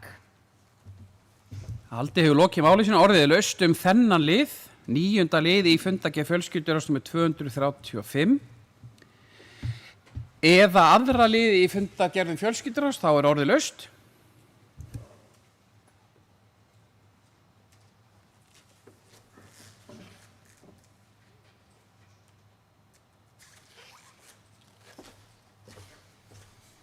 Svo ekki, þá teljast fundargerðir fjölskylduráðs framlagðar Og við förum í mál númer 22 og 23 en það er skipulags- og framkvæmdaráð númer 232 og 233 og orðið laust þessar fundargerðir. Gjörðu svo vel.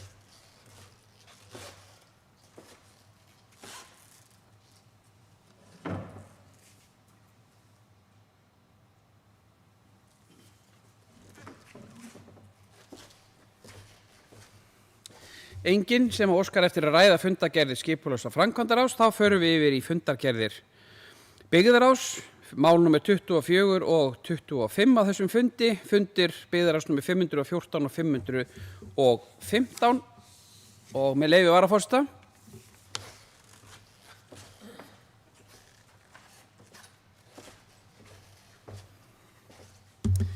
Forseti ágæta sveitarstjórn, það er mál númer 25 sem sagt.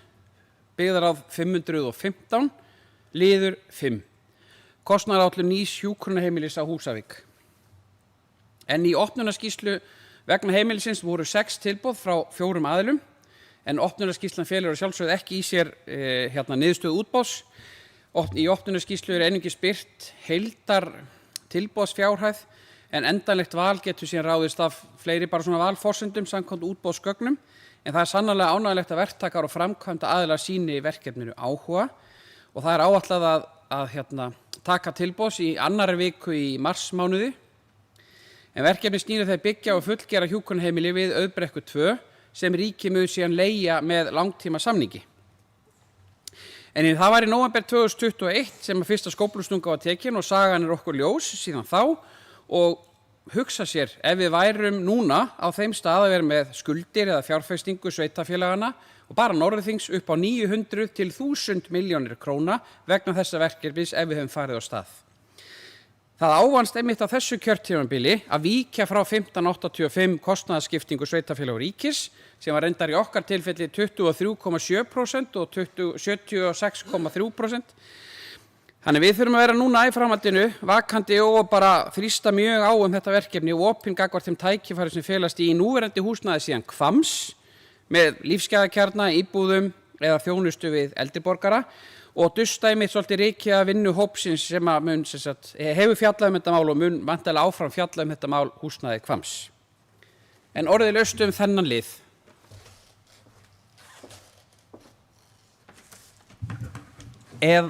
Benóni Valur hefur beðið orðið, gjörðu svo vel, Benóni.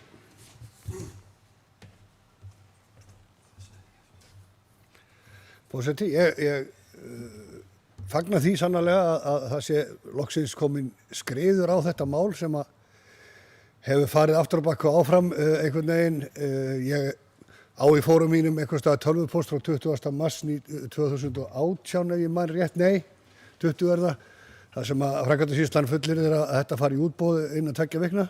Þannig að það er ýmislegt gengið á og fagna því sannarlega að ríkisstjórn Kristrúnar Frostadóttur skyldi högga á þennan hnút sem hefði staðið í vegi fyrir uppbyggingu á hjúkrunarheimilum víða land með því að fella niður þennan kostnaðar hluta sveitarfélaga sem gerir okkur sannarlega hér kleift að fjárfesta í öðrum og kannski svona skemmtilegri verkefnum fyrir íbúa svæðisins.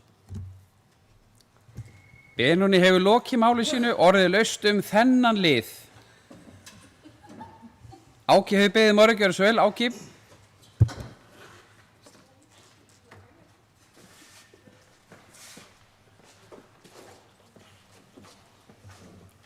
Já, forseti, kjörnir fulltrúar, ég fagna þessu mikið að þetta skuli vera að koma með þennan stað í dag þó að þetta sé nú ekki alveg búið að landa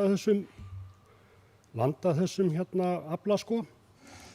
En allt bendir til þess samt og mér líst mjög vel á tilboðin miðað við það sem að Fjársýslan var búin að hafa í huga við leiguverð og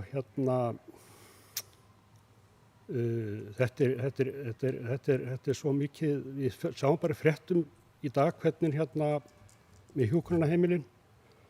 Ég ætla nú ekki að þakka Kristrúnu forsætisráðherra per se fyrir þetta.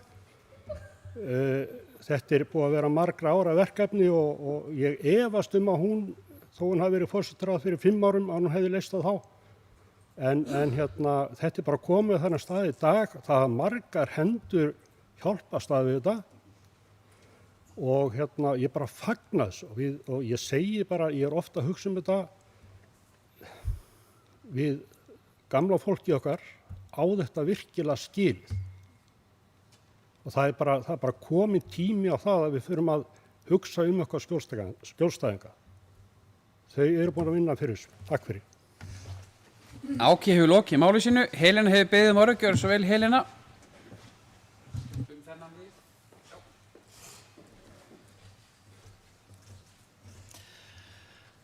Forseti, já, ég vil taka undir það sem að fram hefur komið hér það að það er ánægjulegt að þetta sé komið á þennan stað. Það eru vissulega, já, til tölupóstar örugglega síðan 2018 og 2020 að þetta veri alveg að fara í útboð.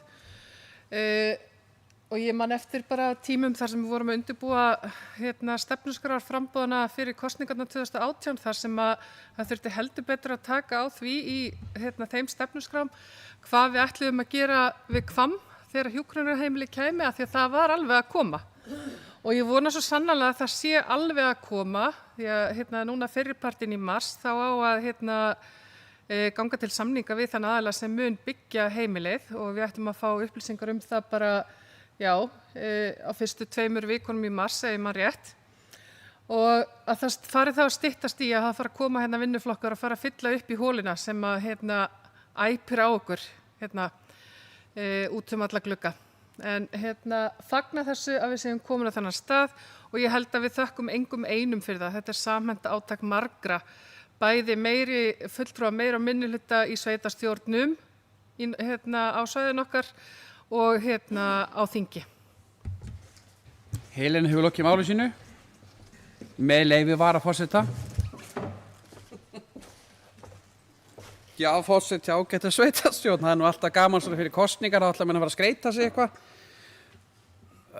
Við getum rifjað upp árið 2011 þegar við ætlum að fara í mál við ríki meira sem það, að greiða ekki gjöld vegna hjúkrunarrýma eða rifja það bara upp ef við viljum fara út í þessu upprifun þegar það kom hér glanssýning, þegar þá félagsmálaráðherra kom, hélt mikla glanssýning og við fengum köku og við aldrei settum dúk á borð og svona og það var eitt að gerast, það var það að uppbygging hjúkrunarheimila var að fara úr heilbrigðisráðuneyti yfir í félagsmálaráðuneyti, uppbygging hjúkrunarheimila sem er reynda núna í barna- og menningarmálaráðuneyti, það er svo eftir annað mál.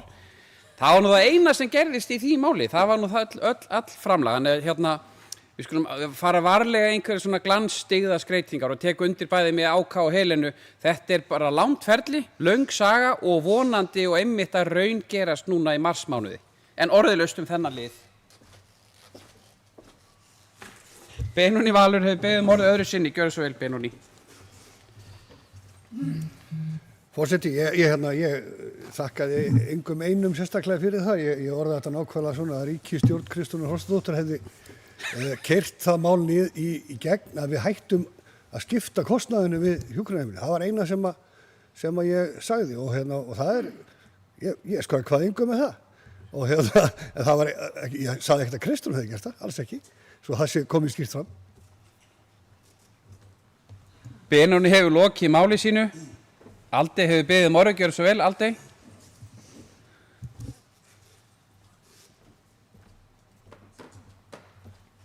Forseti, mér finnst náttúrulega bara mjög mikilvægt að ef við ætlum að þakka einhverjum einum þá við þakka mér fyrir þetta. Það sem ég tók fyrstu skóflustunguna, við skulum ekki gleyma því, árið 2021. Mikið gert grína mér upp á sjúkrahúsi út af þessu á vinnustaðnum mínum. En ég vona innilega að þau geti hætt fljótlega að gera grína mér.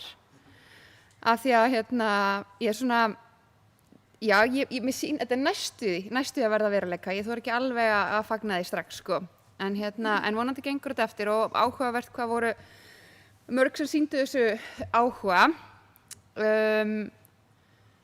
Sko, mér minnir að það hafi verið á síðasta kjörtímabili sem að það hafi verið samþykkt hjá ríkisstjórninni að keyra þetta svona í gegn með kostnaðarskiptinguna, sko.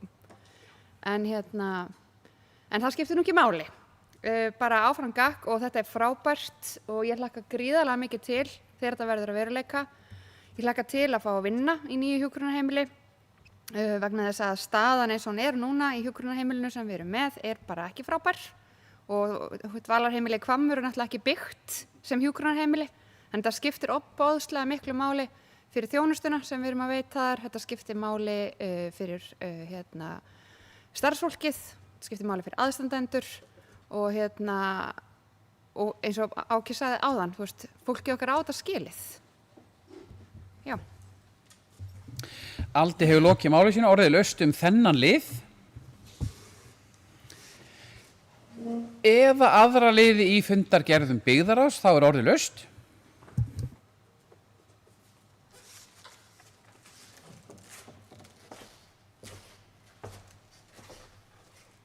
Nei. Ekki fleiri sem vilja tjá sig fundargerðir byggðarráðs, þá förum við í fundargerð stjórnar Hafnarsjóðs nr. 40 sem er mál nr. 26 á þessum fundi og orðið laust þessa fundargerð.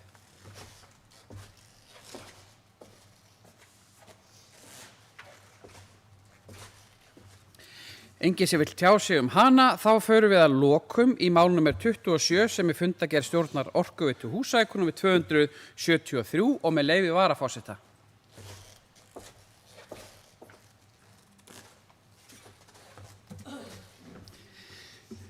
Já, forseti, ágæta sveitarstjórn, það er Orkuveita Húsavíkur, liður 3 í þeirri fundargerð sem er kynning rekstrarstjóra og stöðumála. Það er uppnám í framkvæmdaáætlun Orkuveitu Húsavíkur og hann hafði semst í samráði við framkvæmdaáætlun sveitarfélagsins áætlað að fara í framkvæmdir á Ketilsbraut, semst götunni Ketilsbraut, frá gatnamótum við Stóragarð til suðurs og að Fosshótelum. Og í þau verkefni fást sem sagt styrkir meðal annars vegna fráveituframkvæmda.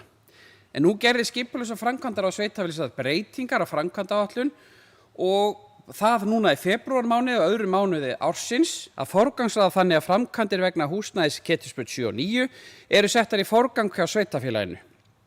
Það eitt og sér er vissulega áhugavert í ljósi þess að við fáum 50 milljónir króna minna í kassan á mánuði og sama tími erum við að skera niður þjónustu og setja húsnæði undir stjórnsýslu í forgang. Það sem hefur gerst er sem sagt óstöðuleiki áætlunargerð og mikilvægt að iðka sem sagt fyrirsjáanleika í rekstri og áætlunargerð hjá sveitarfélaginu og það eru einmitt þessi ábyrgu fjármál sem gera okkur sem við eigum að stunda og ég vil taka undir með rekstrarstjóra Orkuveitunnar sem kallar eftir svona faglegri vinnubrögðum að hálfu sveitarfélagsins en orðið laust.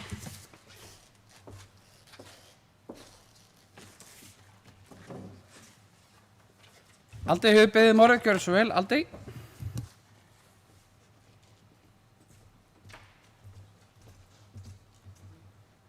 Forseti, ég satt nú inn í einn af þessum fundi skipulags- og framkvæmdaráðs sem var verið að vitna hérna í og mér langar bara að halda því til haga að það var ekki verið að taka neitt út eða neitt svoleiðis. Eina sem var verið að gera var verið að svissa á verkefnum á dagsetningu. Það er eina sem var verið að gera. Það er ekki verið að breyta neinu, það er ekki verið að taka neitt út, það er ekki verið að hætta við neitt. Bara til að hafa það alveg á hreinu. Aldi hefur lokið máli sínu, orðið er laust þennan lið eða aðra liði í fundargerðum Orkuveitu Húsavíkur.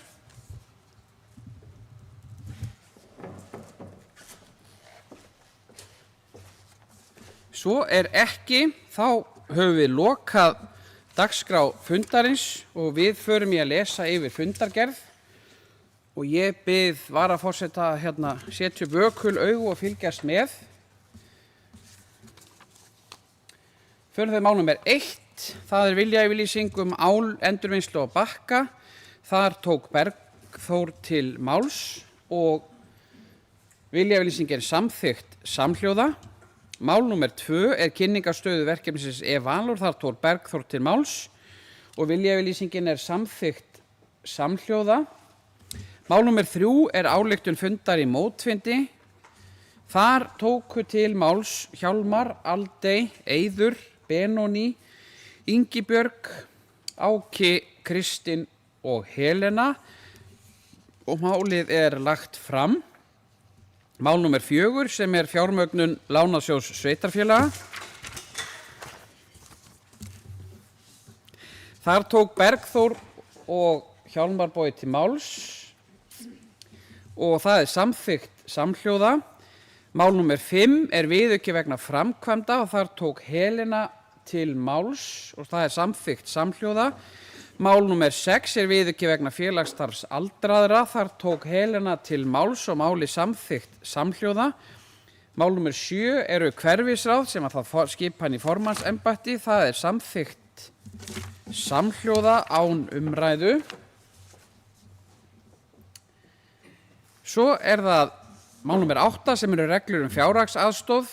Það er samþykkt samhljóða. Mál númer 9 eru viðmiðunarreglur skammtímaleyfi í skólum. Þar tók Kristinn til máls og sveitarstjórn samþykkir það samhljóða. Ég kom hans undanritara. Mál númer 10, það er afreks- og viðurkenningasjóður. Þar tóku til máls Kristinn, Hjálmar, Ingibjörg og Helena og Hjálmar leggur til tillögu það sem þessar 5. liður í reglum sjóðsins falli út að sinni og tillaga Hjálmars er samþykkt með öllum atkvæðum nema Benóný situr hjá. Mál númer 11, já og síðan fyrirgefiði reglu sjóðsins þá samþykktar samhljóða. Takk. Svo er það mál númer 11 sem er ungmennaráð. Þar tóku Benóný og Hjálmar til máls og skipanin samþykkt samhljóða. Hafnarstétt 17, mál númer 12. Þar tóku til máls Eiður, Áki og Helena og niðurstaða skipulags- og framkvæmdaráðs er samþykkt með atkvæðum Benónýs, Helenu, Kristíns, Aldeyjar, Ingibjargar, Eiðs, Bylgju og Hjálmars og Áki satt hjá í þeirri atkvæðagreiðslu. Mál númer 13 var endurskoðun samþykktar gatnagerðargjöld og fleiri gjöld.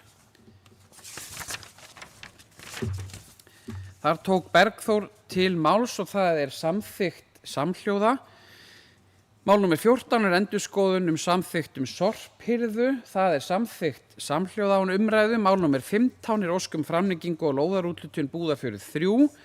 Þar tóku til máls Eiður, Áki og Benóný og lóðarúthlutunin er sem sagt samþykkt eða framlenging með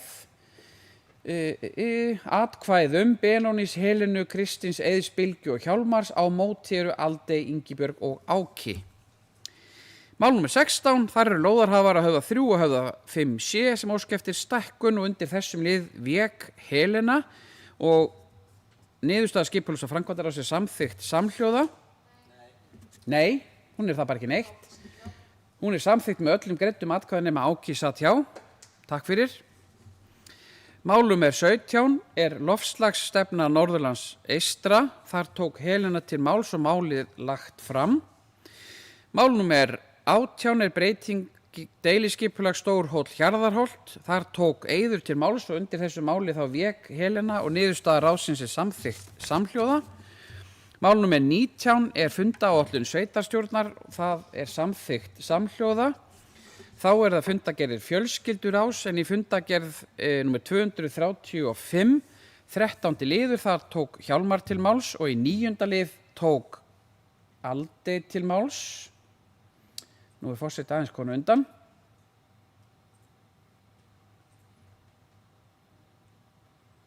Það er ánægjulegt að vera undan internetinu. Svo er það fundagerðir skipulags- og framkvæmdaráðs. Þær voru lagðar fram án umræðu. Svo er það fundagerðir byggðarráðs númer 24, fundir númer 514 og 515. Þar tóku til máls undir 5. lið Hjálmar, Benóný, Áki, Helena og Aldey. Og aðri liði lagði fram án umræðu.